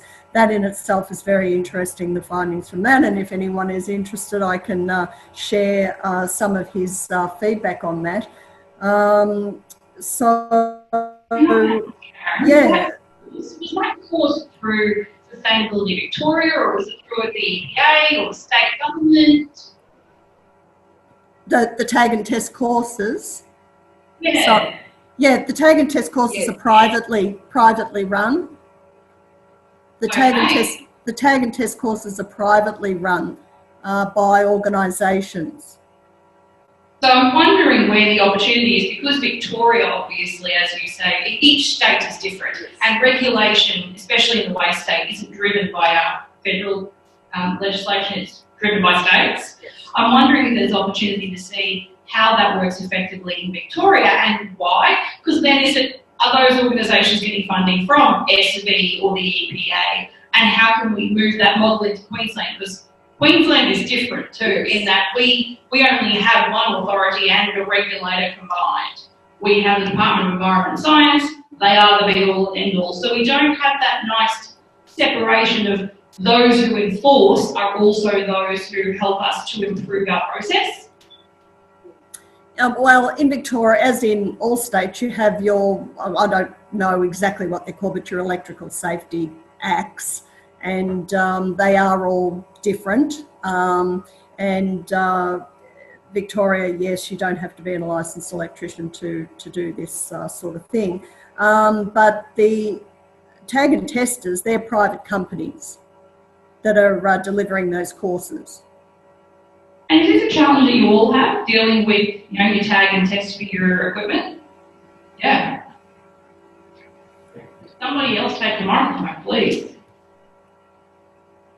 So one of the things with Reverse Garbage Queensland, when we get things in, we get a huge range of things. And one of our big challenges with electrical things particularly is we have to tag everything. It goes into a PowerPoint, it has charges, then we have to tag it with no DIYs, we tag it with the fact that, we haven't electrically tested it, because we don't test a lot of stuff. It's not worth our time or the cost of things normally for us to go through the testing process, and we don't have anyone on staff who is qualified to test it to say it's electrically safe. One of the things that means is often a lot of stuff that probably could be reused, we reuse it for craft.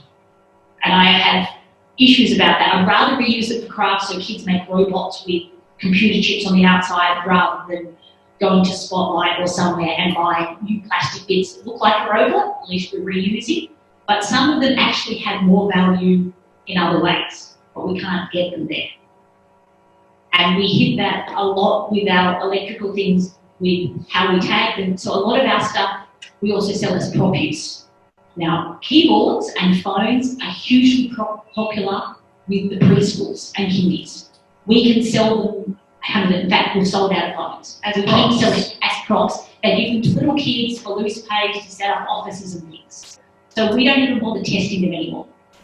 We have sold out of phones regularly. We again are out of phones, like old corded office phones, we can't keep in stock. Oh, we can take them and we will get Leanne would like to give you some. See, that's the thing, like we have more keyboards and now it's turned to computer mice as well, because people don't want computer mice. So we end up with a lot of stuff that probably may be better used in other ways, being sold as prop use only. I don't know that better is the right term. Yeah, and that's the thing. Yeah. Because it's supposed to be used for everything, isn't it? It is. Some of the things, like some of our laptops and old cameras and stuff, that may or may not work, and I guess that's part of the thing we don't quite know. Would it be better for it to go to be repaired, so it could be reused before it then gets passed down? And I guess that's one of the things that I often get when we get some big supplies in, like what is the, I guess, like most best of the which is more environmentally friendly? I can't answer that question. Yeah, I don't think anyone can do everything, but it's where we get with the tagging. We tag a lot of stuff. Yesterday, I found a box with old shower heads in, which we put out, metal and stuff, and they want them, or they might be for prop use. But we also had 5 or 6 water heating elements, still brand new in the bag. And that's always one of our challenges of how we get them to people. So I'm going to go to Sabrina, but I'm just going to touch base on the metal there. Does anyone here actually sell their metal? Like commercially? It's used to be Scott's metal with Gabba. Yeah. Exactly. Scotts Melon and Wollongabba have just moved. So I think they're in the Rockley region somewhere. Actually, they might be out of Campbell. Scrap metal is scrap metal and batteries. By far, right there. They're by far your most commercial waste streams. So if you've got an alternate waste stream that comes in, you want to make some money on to help with your funding your program, metals and batteries. They are the two. That's where all your money is. Everything else, if you're looking to actually dispose of it, there will be a cost associated with, or you'd be looking to sell it as an item, prepare it, donate it to schools. Love the idea of props. Sabrina, you had a question. No, I was actually just thinking about the funds. So yes, we do this entire. That's one thing, and it's very good. So it's not only time consuming, but would argue that it's also very useless because I'll simplify myself. So when you test in time, you're actually assuring that in that second, in that minute, the tool is fine, but someone can take it, drop it, on its way out, and then use it. And so that legislation in Australia, I do not understand it. Other countries don't have it. I asked in Europe and in the US, and I think in Canada neither. So in Canada and the US, from what I know, this type of organization, the tools come back, they ask, was it working fine? Yes, no, they write a comment. And, so the legislation around that is one thing. But it would be interesting, if this right to repair movement goes ahead, also at the federal level, there's so much more than just the hardware. For example, in France passed the legislation against, and they fined Apple, because Apple, every time they would put up a new software, the software was actually slowing down the phone. And that is kind of obsolescence from a software perspective. And the European Union is moving towards that. Obviously, big lobbies like Apple and other computer companies are in there. But I think, I think in Australia, to continue is also federally, it has to be a holistic right to repair concept, and not just looking at test and tagging as test and tagging probably is the smallest thing. Because even if you don't have to test and tag, and even if you can repair, if you still have these cheap algae tools that they are disposable, that goes, straight into the waste stream. And is test and tag legislation federal, or is that state-based? No, it's state-based. It is state-based. So really, we need federal standards that relate to. I'd say that all the time from a waste perspective, but from an electrical perspective, the relationship between our state legislation and our Commonwealth legislation, it can go into constitutional law. We usually, you're not going to get federal legislation over something that's state jurisdiction. So what really we would suggest is you're looking for best practice in other states and trying to get your own state to adopt best practice. And that can be at a state level in state legislation. So if we look to Victoria and say that their system is better, we need to make our Queensland system better, rather than trying to aim for a federal piece of legislation, because in terms of law reform, some of these issues just don't up there in terms of policing, education, health, and getting priority. So whereas in the state level, we can have amendments to regulations and kind of softer laws, and that's a better way to approach it, basically. So part of the research that I'm hoping to do is to try and find best practice around repair cafes, how to set them up, how to get your insurance sorted, how to make sure that all of your finance or accounting needs are met. So that can become a case study for others, and then you can almost, so rather than reinventing the wheel, that there's a learning that you can kind of pick up from and take forward. Similar with the tool libraries, when someone's done all of the work and they've got systems in place, why not take those systems and try and adapt them to your own circumstances? And that was part of the aim, is to try and get some common ground as to what, who's worked from the ground up and who's in a place now that they're in a place where they can share their experiences for the betterment of everyone else. And Karen, you've certainly had a long history of involvement in different situations with local and state governments as well. Yeah. With that, I was going to say I really hope Victoria doesn't doesn't go the way of Queensland and WA, and I think South Australia too. I would hate for anyone to be looking at best practice is Queensland, because that's not helpful to address our burgeoning e-waste problem. There are lots of competent people out there able to fix electrical household appliances, and oftentimes what you find is that the issues are mechanical. They're not even electrical with the electrical appliance. Yeah, I think there's ways of making sure that you're as safe as you could possibly be, but we can't not be fixing these electrical appliances and electronic appliances. It's just huge, the amount of e-waste that we've got. So there are pushes. There are pushes by interested bodies, you know, electricians, for example, might want you fixing electrical stuff in Victoria, and the push may come from there, and we hope not. And other the waste stream issues, other than the test and tag and the electrical, that particular component, are there other particular waste stream challenges? And it looks like Nicole's got one in her mind that have come up that you think everybody shares commonly? I guess my point was actually more to do with the legislation that we're talking about. And so when I was at Ipswich City Council and doing the volunteer management role there, a lot of what I had to do was make sure that volunteers were being safe, and a lot of that was legislation stuff. But from my research, and again, I'm not a legal expert, it's my understanding that the Queensland government holds any organisation that's completely run by volunteers is actually held to a different standard of, well, not culpability, but liability, I guess. Sorry, can you hear me? Is that okay? Yeah, we were just getting the chat up on the screen. Oh, right.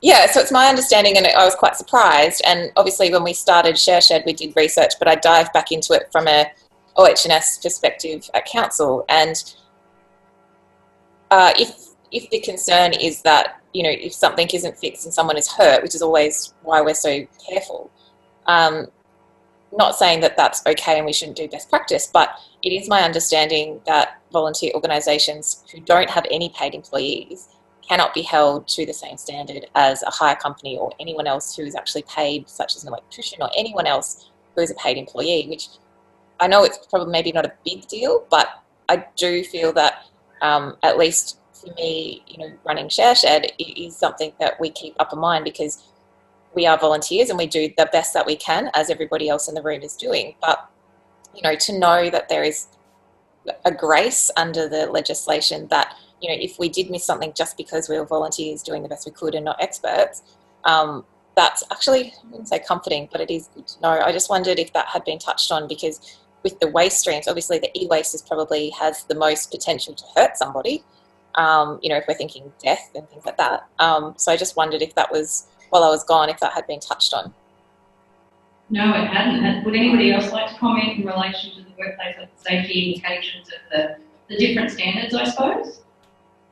Can I just add, because we can also easily get caught into the safety narrative, but I think Karen, as well as the Brisbane Food Library, we a few years ago put in a feedback for the Product Stewardship Act, and that was an important part of our work as well, pushing the big companies to take the burden of the resources that they, you know, inject into the market. So it's obviously, you know, if the burden is shifted on us, we're just trying to, you know, make second-hand things and not kill anyone. But I think another thing that would be interesting on is what happened to that Product Stewardship Act, because we put in a really long back, and the federal government never did anything on that. That maybe can also be discussed later with Leanne expanding on that. So what's the role of other, you know, the producers, and, you know, who needs to pay for it and who needs to make safe, you know, for the community. And the product stewardship responses out of the federal government are coming, but they're coming very slowly at the moment. So So that's probably. It would go to the fact that if you want to start, which is kind of the conversation we're having in the room, like you've got repair cafes who are worried about, culpability and things. I guess my point wasn't so much about the product stewardship itself. It kind of comes from the other end, I think. You've got people like Karen saying we just want to get in and fix it. We shouldn't be stopped. And obviously Sabrina's making the point that, it's up to bigger instruments to make the problem go away in the long term. But if we're talking about the right now, that was more to my point, is that we are actually held to a different standard. Therefore, does that make it easier for us to start and walk and chew gum at the same time? There's no reason we can't be advocating for, those types of things at the larger spectrum, which really takes a lot more time, as we know. It breaks down a small barrier, I feel. I suppose, do you find there's been opportunity to collaborate or for collaboration with the larger organisations to take the burden off you to do those sorts of things on your behalf, Nicole? Sorry, I'm struggling to... Could you say that again? Sorry. Sure. Do you find that there's ever opportunities for collaboration with the larger organisations? Because I know I see lots of the social enterprise focused recyclers and repair cafes partnering with those who are bigger and uglier than they are to sort of take that burden. Is that something that you've seen has been an opportunity for you specific to area or others? Yeah, I absolutely think that's what should be happening. I don't think in terms of resources as well, like we can't do everything, so why not partner with bigger people? And when it's a partnership as opposed to a sponsorship or anything else, then it's a collaboration. It's not just you will do what we want you to do. It's literally backwards and forwards. So I think that makes complete sense. I think there's a really great example of that with Quality Tools and Mitre 10. So was it David, I think, brought it to my attention that they did down in where the fires were. There's now a couple of tool libraries operating out of shipping containers, and the local Mitre 10, or I think it might have been Makita, I can't remember, was an actual tool company that decided to provide them all the tools to set that up so that people could rebuild literally their houses. And to me, that was a good partnership because, as we're saying, it's about quality tools. It's about things that we can repair. With this, the partnership that company made, they could see the value in providing their service to the community with quality. So perhaps that's a good example I can think of. Yeah, I think anywhere where you can remove burden from your own organisations is probably an opportunity. I'm going to hand back over to you now if you're ready. That's excellent. Thank you. Thank you. What I thought I'd do is just, for those of you who are new to the right to repair, I thought I'd give you a little quick snapshot of my knowledge and understanding where we are today. And Guido's been, as I said, really involved. But as I said, I came to the right to repair more generally from looking at it specifically from a farmer perspective. And as Sabrina said, this is very much about software that's embedded in machinery that has encryption or passwords or tech protection measures over that software that even prohibits you from trying to fix things. And this is a really significant issue with digital goods, digital devices, electronic devices.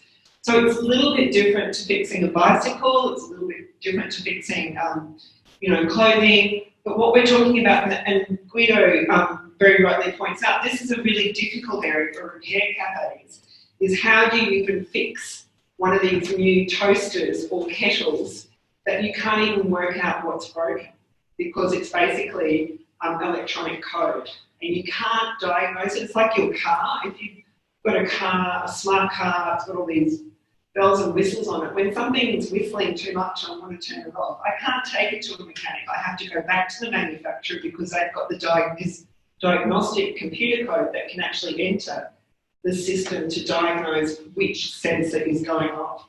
So it's this very issue of being able to get over the hurdles that manufacturers embed in electronic devices or electrical devices that has really spurred on the right to repair. And obviously it is about the physical goods as well, but it's also about goods that are now everyday items, whether it be your vacuum cleaner, your iPhone, your computer, your toaster, your dishwasher, your fridge, your smart fridge. I've had 3 fridges in my life, in my house, probably 10 years. because something breaks on them and I'm told by the manufacturer that it's too expensive to repair and they give me a new fridge. My parents got married in 1954, they still have the same fridge. It's downstairs, but it is still going, and if it breaks, they can fix it.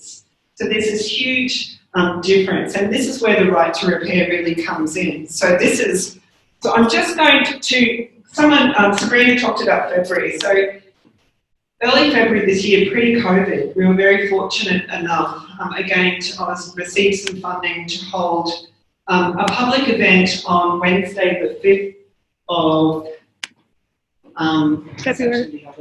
Oh. Sorry. We had a public event here at the South Bank Art Gallery Theatre, holds about 250 people, to talk about what the right to repair meant, basically. And so what I've put up here for you is, I think this one, this is it. We had a right to repair for Australia discussion. Dr. Kanchana Karawasam is also a colleague of mine who works in the business school. We're working together on this. There is actually, if you look at, and I'll provide these slides to you so it doesn't matter, but we did record the event. So it's what we had was oh, there we go. I invited some colleagues of mine. We've got Tana, who is from the Institute of Sustainable Environments at the University of Helsinki in Finland. She's also an intellectual property lawyer. Leah Chan Grinvold is from University of Suffolk, Massachusetts, United States. And Massachusetts is the first state in America and the first place in the world that has actually passed right to repair legislation. And it was specifically in 2012 around the ability to get your car fixed, to get access to repair information from your car manufacturers when your car, because basically car manufacturers weren't sharing either repair tools or repair information as to independent third-party repairers or to consumers themselves. So in 2012, we saw actually the first piece of right to repair legislation that was directed at car manufacturers about sharing not only the tools, but the diagnostic tools, but also the information and the software that was needed to your mechanics and third parties. Graham Austin's a colleague and friend from University of Wellington, New Zealand. He's a copyright lawyer specialising in tech protection measures, and these are the things that manufacturers are using to lock up copyright works. They basically came in the year 2000 when everyone was putting stuff on the internet, and it was really to protect videos, films, and music. You know, so they encrypted videos, films, and music when they became popular on the internet to stop piracy. So copyright owners could lock up those works by encryption or passwords, and similarly with some text works, you know that you can only use certain content if you have a password or you pay. So they create these barriers, and under the Copyright Act, they're called technological protection measures, or TPMs, and they're legal for copyright owners to put over their works to protect them. What we've seen, though, is from that early 2000s, is now everyday items like your toaster, your kettle, your car, your fridge, your washing machine, your dishwasher now has computer code in it. So they're using those TPMs over physical goods, and if you can't access those software, then you can't access the good itself. So this whole idea about, do you own your tractor? And this is very much where I came into it with John Deere. They actually gave evidence to the United States, a series of copyright reviews, and said, well, actually, no, farmers may pay $400,000 or $500,000 or $800,000 for their tractors or combine harvesters, but they actually only have a license to use them because they may own the physical tractor, but we own everything that makes that tractor work. So you can't touch that. You can't access it, you can't work it, so you can't modify your tractor, and you can't repair your tractor. And John Deere gave that evidence and said, you don't own your tractor in the sense that you used to own your tractor. So this is where kind of the notion that consumers property rights in digital goods is very different to what we have experienced previously. So some farmers like their really old 20-year-old tractors because when a wheel breaks, they can actually fix it.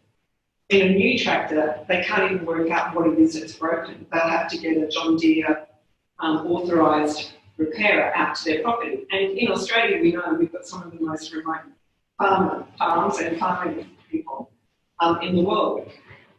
So basically, Matthew Rimmer is a colleague of mine at QUT. He's also a copyright lawyer myself. And we had Guido, we also had John Gertzakis and Rose Reed from E-Waste Watch to talk about things. So we held a public event on the Wednesday night, the recording of which you can have a look at. It is 2 hours long, but you can skip through the non-interesting parts. I'll talk a little bit more about the legislation, but just before I forget, this is actually the Bowers website. You'll see it's great. He's got all the workshops, where their collection points are, etc. But also this is actually, you'll find this on their website, this is Guido's online petition for a piece of right to repair legislation in Australia. Now it's, I think he said 3,500 signatures, 2,500 signatures so far. But basically he's trying to get support for a federally enshrined piece of legislation. It's a very general kind of petition at this point as to what it would look like. But for those of you who are interested, and that's where it is, you can have a read about the history of it. Guido comes from, I think he's Swedish. Swedish? Guido, yeah. from Austria. Oh, Austria, there we go. So he has a really different experience in terms of what the Europeans do. There's different models, there's taxation incentives in some of the countries around repair. So there's a whole lot of regulatory kind of levers that can be used to facilitate repair. So what, actually, sorry, can I get the other slide, sorry? So what I'll just quickly take you through, because then I just want to open up generally because as to what this might look like for us. So there's a recording there if you want the kind of full background around what the right to repair means. Most of the people I brought together in February are intellectual property lawyers by background because it's really copyright law that's providing the means by which manufacturers can stop people accessing the computer coding goods. But it's also around trademark law. We've got a repair, defence and design law. There's also issues around trademarking, whether you can use Apple parts or third-party repairers to supply genuine goods is often difficult because you're using the trademark of the manufacturer. If you say, I can fix iPhones, even just using the word iPhones is a problem in intellectual property terms. Thanks. So I just thought, really what's ramped up internationally, and Australia is, we're on the kind of tipping point. So I think it's a fantastic time for this kind of general dialogue to begin. In 2018, what we've seen is a really groundswell of support. As I said earlier, in the United States, from 2012 onwards, we've seen different states in the US adopt this 2012 model law about car manufacturers must share information with mechanics and third-party repairers to repair cars. It started off with car repair, but basically, as each state in America adopted this kind of legislation, they broadened it and said, well, it's not really only about cars, it should be about washing machines, it should be about your toasters, it should be about consumables more generally. The Europeans have come, they've focused not only on white goods, but also lighting. Lighting is something that we don't see a lot of discussion around, but I'm not sure about you, I've got a series of exterior lights in my house that you cannot change the bulb. When the bulb goes, you buy a whole new light. I didn't know that, they're expensive lights, but basically you can't take them apart. There is a bulb in there, but you basically, I hope that that will last, I think probably 3 to 5 years, maybe I'll have to buy a whole new light. I can't take the bulb out, I can't take it apart, it's sealed in one. And that's part of that kind of design issue. So the Europeans basically are coming very much from this, the manufacturers need to take responsibility to make sure that things are designed in a way that can be opened, that can be repaired, and also they push that the spare parts for those goods must be available, and their regulations are now manufacturers must make those goods, spare parts, available for up to 10 years from the point of sale. So for 10 years you should be able to get spare parts to fix whatever it is that you bought, and those goods have to be able to be opened. And what's really important is opened with an ordinary tool, not like an Apple, or we probably all know that the Apple iPhone can't be opened with a normal screwdriver. They create screws that only Apple people have the tool to open. So the Europeans are very much coming from the right to repair, from the environmental sustainability, and putting the onus on manufacturers around design, around sharing of information, repair information, and sharing of spare parts so that people can. And it's not as if, I think it's really important when we talk about the right to repair that not everybody, for example myself, I don't actually want to fix things myself. I'd like to take them to someone else to fix, whether it be an authorised repairer or my local mechanic or whoever. But I do believe that it shouldn't be the manufacturer that controls not only the sale of the goods, but the whole aftermarket, the service, repair and information. That's not what intellectual property is about. There is a notion in intellectual property law of exhaustion that once you sell your good, you basically lose control of that, and the person who buys it should be able to deal with it as they normally can. So this whole issue about saying that you can't fix it, you can't modify it, you can't tinker with it, is something that's quite foreign in terms of our property rights. These are the states that basically have right to repair legislation sitting in their legislatures. Massachusetts is the only one who's actually had that legislation passed. All of these states have got right to repair bills that now extend to consumer goods and also digital goods. So there are hearings, if you're into Twitter, Karen's quite active on it, but you can actually follow the hearings in each of the states about the arguments as to why this legislation shouldn't pass. There's a lot of money, and there's even stories of Microsoft saying to one of the state governments, I can't remember which one, that basically if they didn't support the legislation, they'd give free computers to all the primary schools in that particular state. So there's this really heavy lobbying by manufacturers, Apple, Microsoft, John Deere, the automobile companies, to prevent this loss of sales and control of this aftermarket. So that's going on at the moment in the United States. So from 2012 to 2019, and also this year, we have 20 pieces of legislation sitting around, and Massachusetts is now voting on a second version of their 2012 bill because it's an update to cover digital goods. It's going from the car area to all consumables. And so there's really interesting politics being played out there at the moment. New Zealand, this was January last year.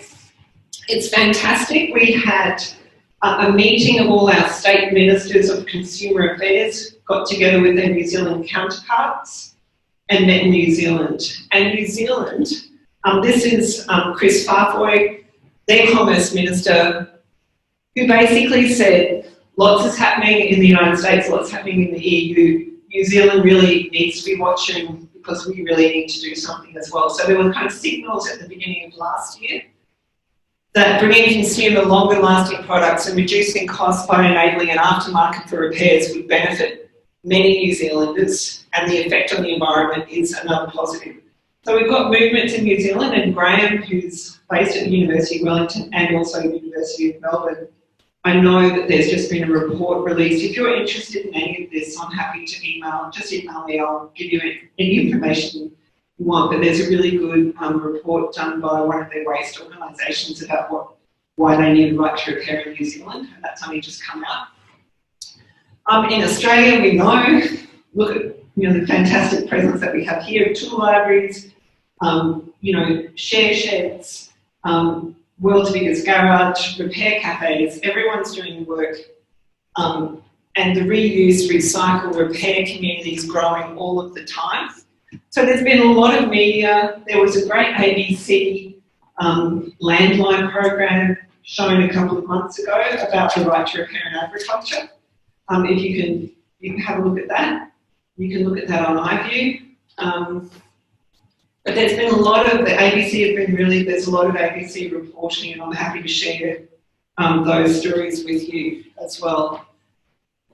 This is, again, the Bauer there thing. What we have, in February last year, just after the New Zealand Consumer Minister talked about New Zealand having one, our ACCC, which is our Australian Consumer and Competition Commission, who have been looking at our car spare parts industry for many, many years, probably since the early 2000s. They've known that there's been an imbalance between car manufacturers over the control of the spare parts market.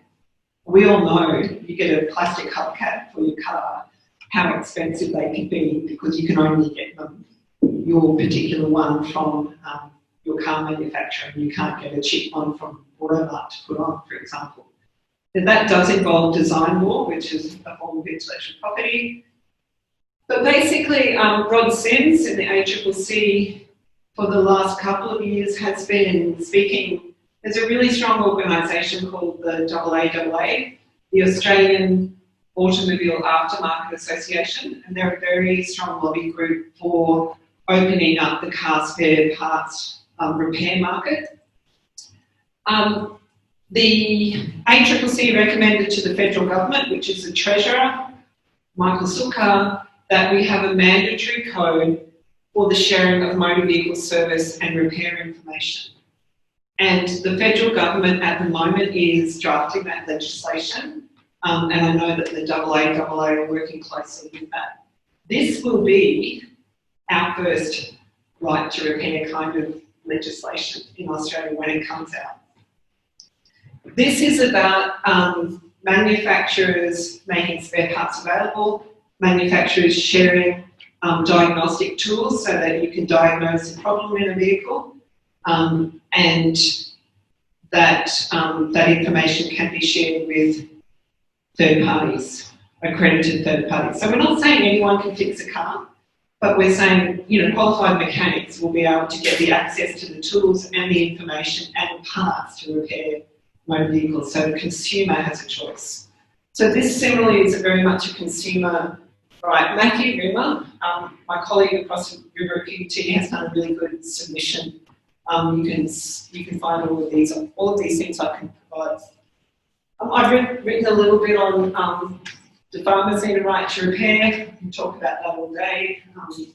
I think it's a fascinating kind of place. Jessie down at UTS Design School ran a panel discussion, Jessie Adams-Stein, about the right to repair movement, looking at it from a design perspective. How can designers of products design things better with repairability in mind? So, and I know that Jessie's doing a whole lot of work there with her colleagues around the design. She also had John Gutsakis from eWaste Watch and Guido. There's a panel, there's a video of that discussion as well if you're interested. So basically where we're at in Australia, this was in August last year. From that meeting in New Zealand, Shane Rattenbury, who is our best hope, I think, ACT Consumer Affairs Minister, has taken the idea that Australia and New Zealand really need a right to repair, and he has recommended, he's written to Michael Sukkar, who's the Treasurer. That's where our federal laws are made by Treasury. So you write to the Treasurer, and he has written to the Treasurer asking that the Treasurer refer this right to repair issue to our Productivity Commission. I'm not sure if you're familiar with the Productivity Commission, but they're basically an organisation that will do an economic, legal, social analysis of regulatory changes. So they've looked at a whole series of different areas. As we understand it, and Guido's quite close in terms of the kind of lobbying. As we understand it, it's sitting with somewhere between Treasury and hopefully there may be at some point move to the Productivity Commission that we actually have some formal inquiry into what would a right to repair look like in Australia. And part of that conversation is recognising what people need, and that's why that's why I'm really interested to talk to people who are on the ground, people who are doing the repairs. What are the issues? What are the problems? What do you need? What will it look like? What we've seen in Australia, as with Massachusetts, is the car industry are really, they've kind of got a separate issue, and they've gone forward on their own to try and solve their industry's problem. Because if they bring everybody along, whether it's iPhones, computers, washing machines, tractors, it's probably going to slow things down. So, as with Massachusetts, they've got to get some legislation through. I think we'll see something similar here in Australia. That to try and expand it to other consumer goods. So that's what we're essentially doing. So the ACT is leading this, and basically we've had Susan Lay support the petition that Guido's running. So we've got support from both sides of government, from the political spheres around the right to repair. And this was basically her, and also Julie Owens in the House of Reps talked about supporting the right to repair. She also went to the Bower and the Parakickers. So we're on the verge of that, which is why I think bringing people together, as we have done today, to share our experiences and also to learn from each other. But also I'm really interested in trying to build networks of people, because if we get to a point where the government says, what do you need in a right to repair? From my experience, it's not like when I talk to agriculture, there's a kind of the NFF, there's the National Farmers Federation, and there's state organisations, there's peak bodies that you can speak to. What my experience in kind of repair recycle movement is, wow, you're everywhere, everyone's doing different things, all fantastic things, but as we've seen today, some of you don't even know each other. So it's trying to build kind of a bit of a network, so that if we need to come to bodies and say, what do you repair cafe people need, that there's a dialogue already established. And what do the tool library people need? Are there overlaps? Are there cross-sectoral interests that we have?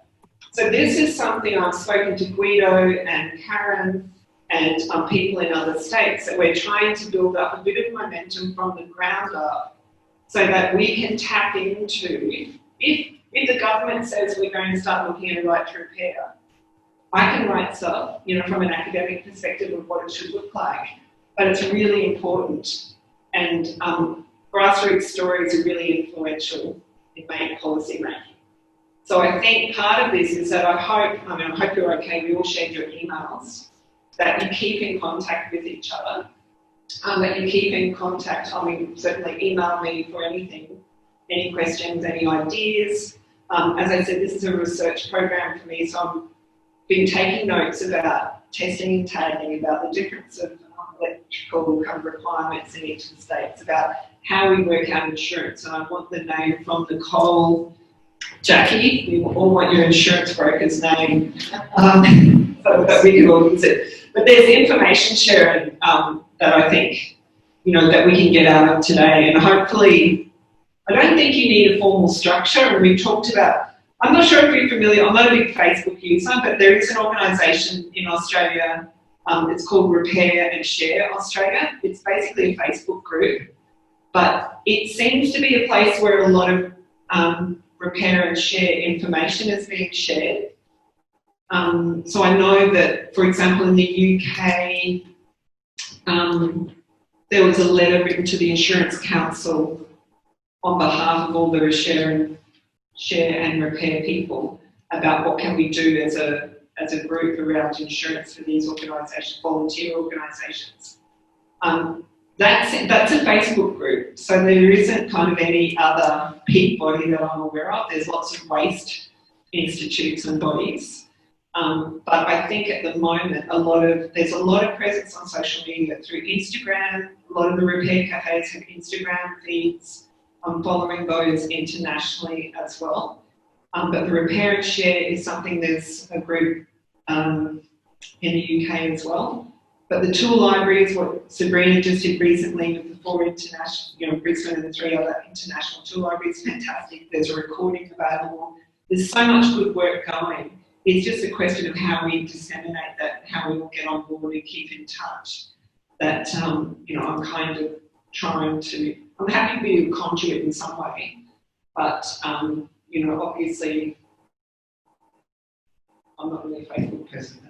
That's the other thing. Sorry, but I should become one. Karen, you're the probably most social media savvy person that I know.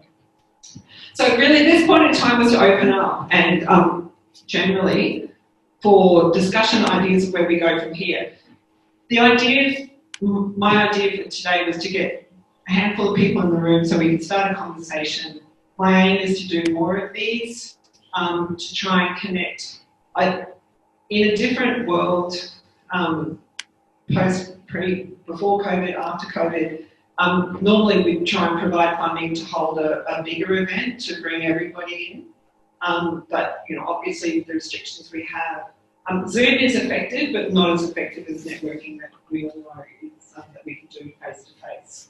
So I'll just open it up for any ideas, suggestions, and future planning, because I'm happy to host or facilitate. Happy to come and visit all of you at your places of work or your places of volunteering, probably more important, to learn what you do, how you do it, so that I have an understanding, if I have any voice with government, to explain what, how you do things and what challenges you have as well. So I'll just open it up. Oh, sorry. Oh, I hope that was recording. So I'll open it up. Sorry, Thomas, you're new. This is going to be an interesting time for you bringing everybody together. What are your thoughts?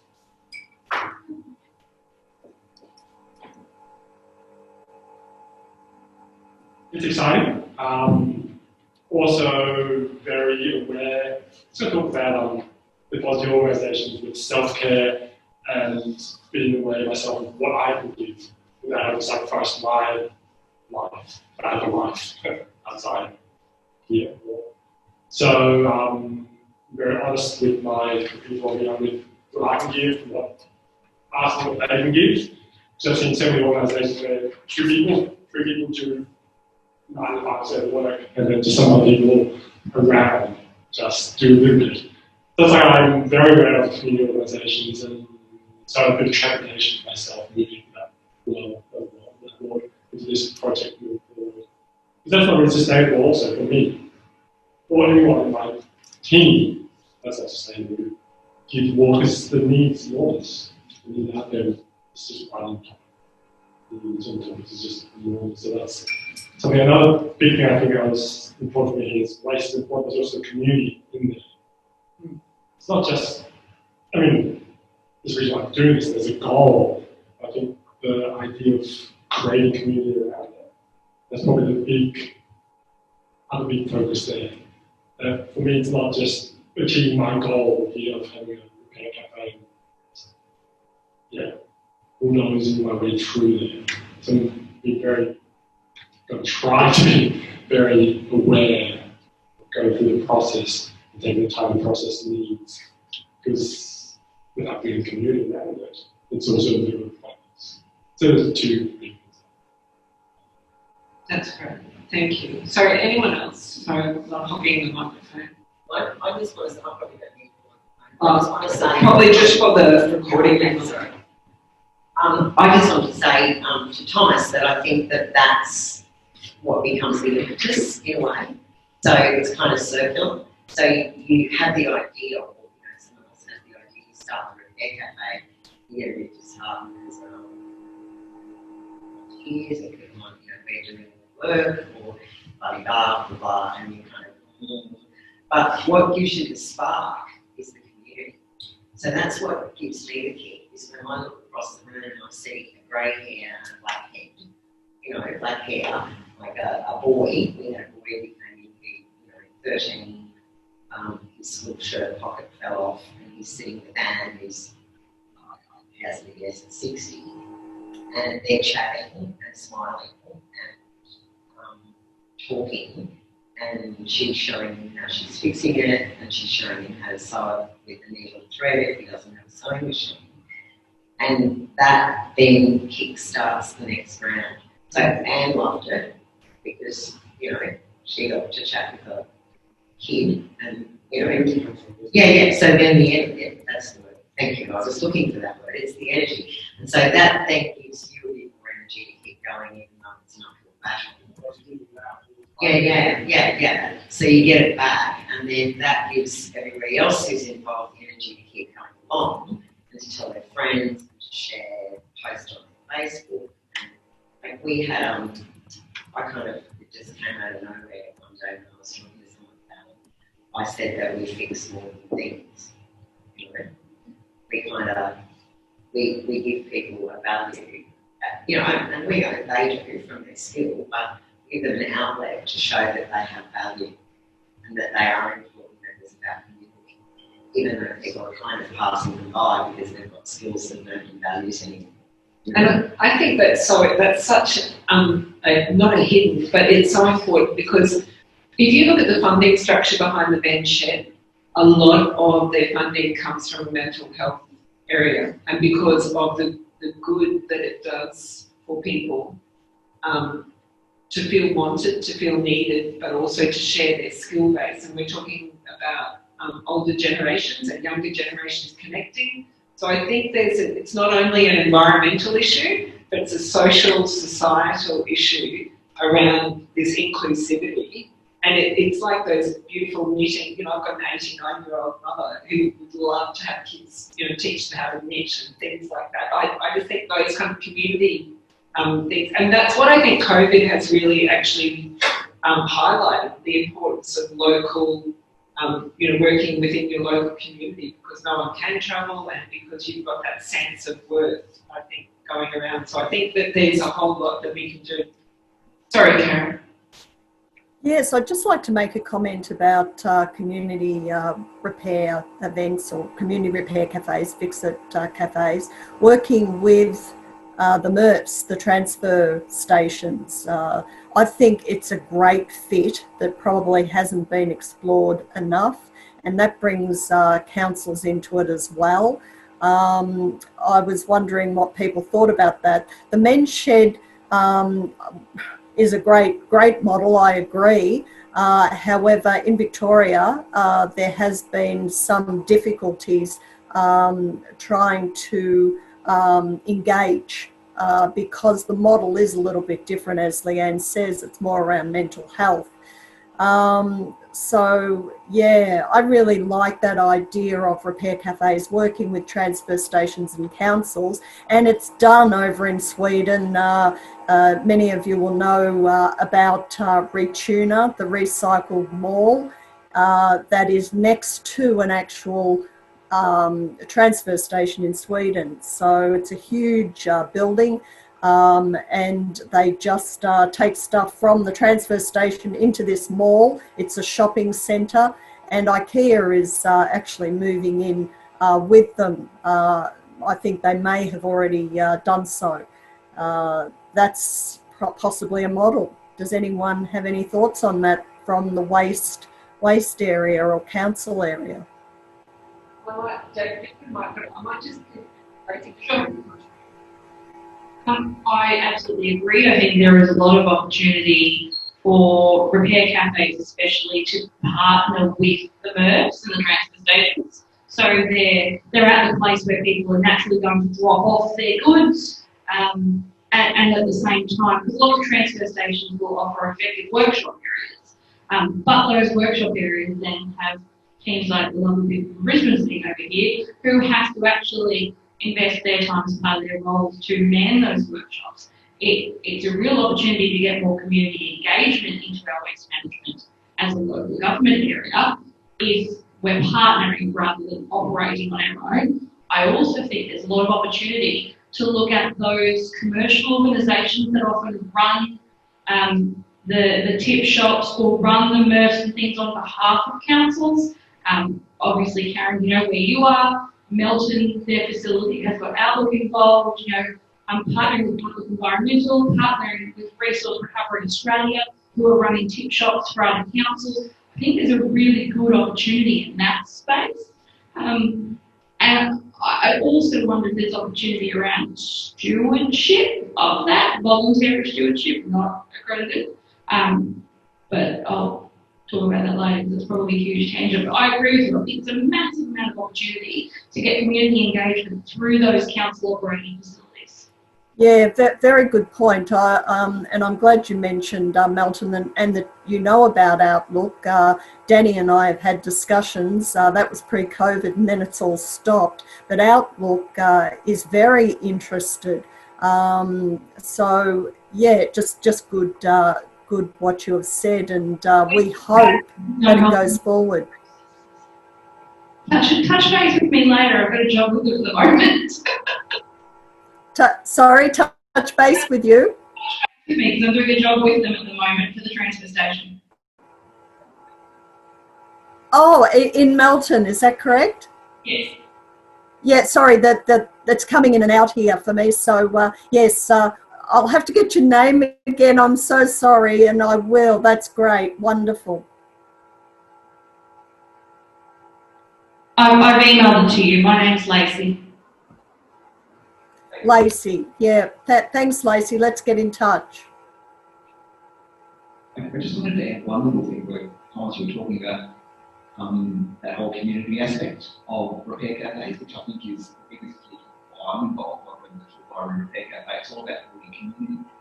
At the opening of our repair cafe, we had a medical doctor come and do like the official opening and talk. She specialises in Alzheimer's and degenerative brain diseases. And through her research and studies, she has found, and there's a lot of literature on this, by the act of repair, there's that Japanese culture, which I've forgotten the name of it, where they repair items with gold sprinklers, and actually the repaired item is more valuable than the unrepaired item. We only tend to repair things we value, whether it be our relationships, our bodies, or our products, our things. So by the act of repair, you're actually infusing love into that item, and that can then spread out to the community because you're repairing something for somebody else. And a lot of the literature and studies there are showing that volunteering in general, but also volunteering in purposeful ways, is actually more beneficial for those degenerative brain diseases than any of the drugs currently on the market. So that's something that's really valuable in that area as well.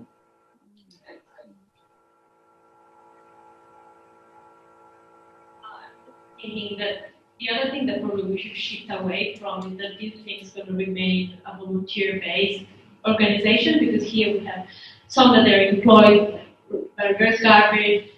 Guido didn't start the barber, but he's always working there as a salary. He has an income, and as much as I like that romantic idea of community, and I've been doing it for a while, if we don't give a structure, if we don't give a business model, if we don't become independent as a business model, then we will always fall apart. And I think that's a really important aspect. And with that comes valuing our services. Like I realized in my own experience that I wasn't valuing our services as full library or my services or whatever. And that's also, I think, that should shift in the broader community, because just because we are not-for-profit doesn't mean that we have to be volunteering. Just because we're not-for-profit doesn't mean we don't have to charge people for the right service. And that's a broader thing about, if we want this to be systemic, then we really have to work it out on how to achieve that. And so that's, I think you should get away from the idea that it's going to be a volunteer position for you, or, I hope that the Resort Lab one day going to have employees and run by itself.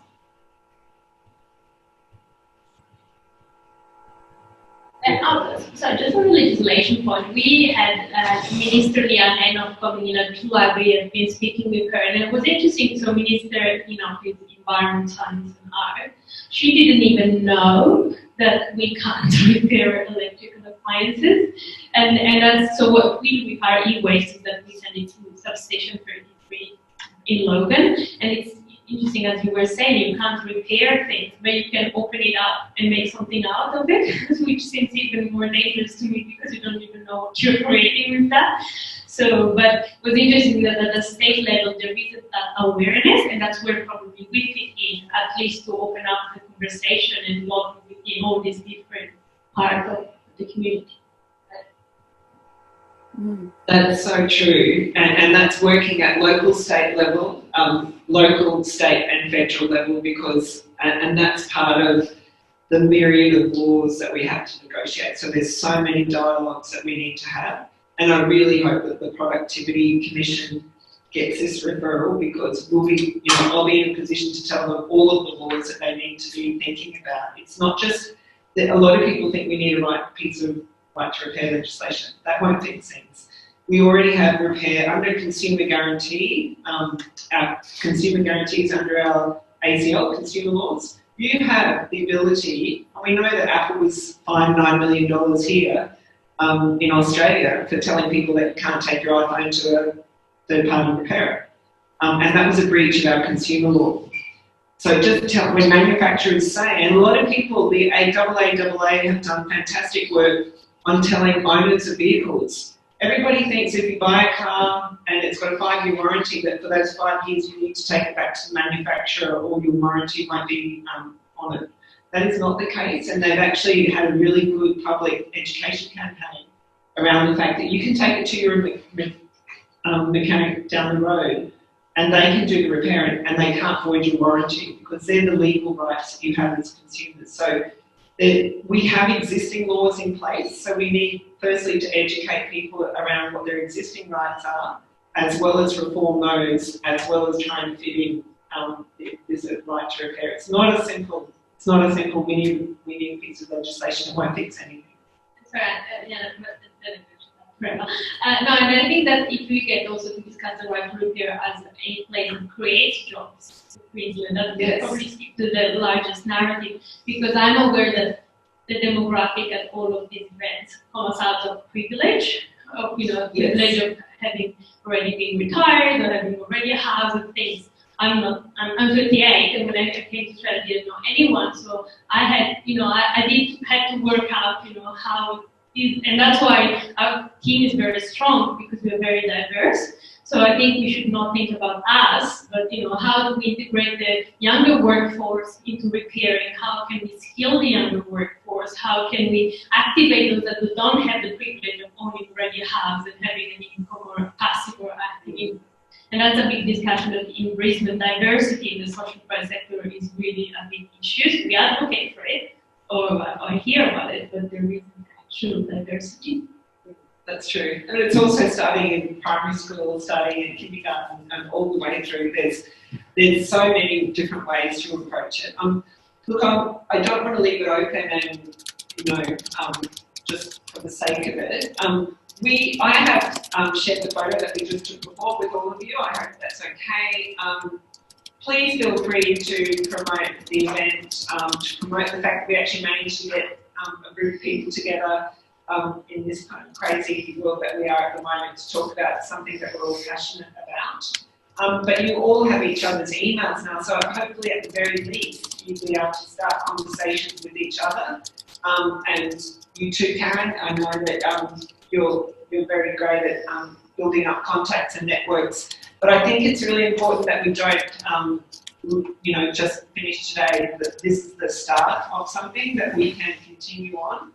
And whether it be, celebrating the first year anniversary of Repair Cafe, Thomas, of yours in 12 months' time, perhaps, or, but just having these networks. And I think I'm happy to keep you abreast of any thing. If you're interested, email me. If you don't want to know anything about what's happening, just tell me that. I won't bombard you. But if you are interested to know anything that's happening with the government, with movement, with any of the research I'm doing, I'm happy to share that with you as well, because sometimes it's just, you know, little bits of information here and there. Everybody learns a little bit, and the dialogue just gets broader and broader, and we can bring more people into this. So I aim to host something similar, hopefully next year, mid semester, probably not so meaningful for you, but mid-semester next year, which will be around March, April, May or something, to try and hopefully bring a bigger group together, and we might be a little bit more on with what's happening. So,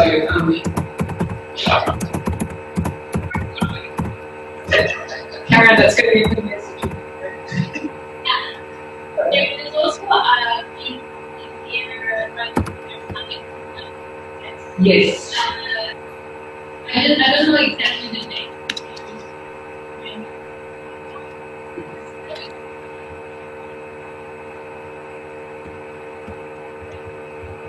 Yeah, there's been a couple of big events planned to do another as well that COVID has, and some of them are going online. So I think it's really easy now, as we said, to get an invitation to drop into some of these meetings as well, and to have them as around Australia. There's great international organisations, the Repair Association in the United States, there's International Repair Cafe organisations in the UK. So I'm more than happy to pass all that information around. Karen,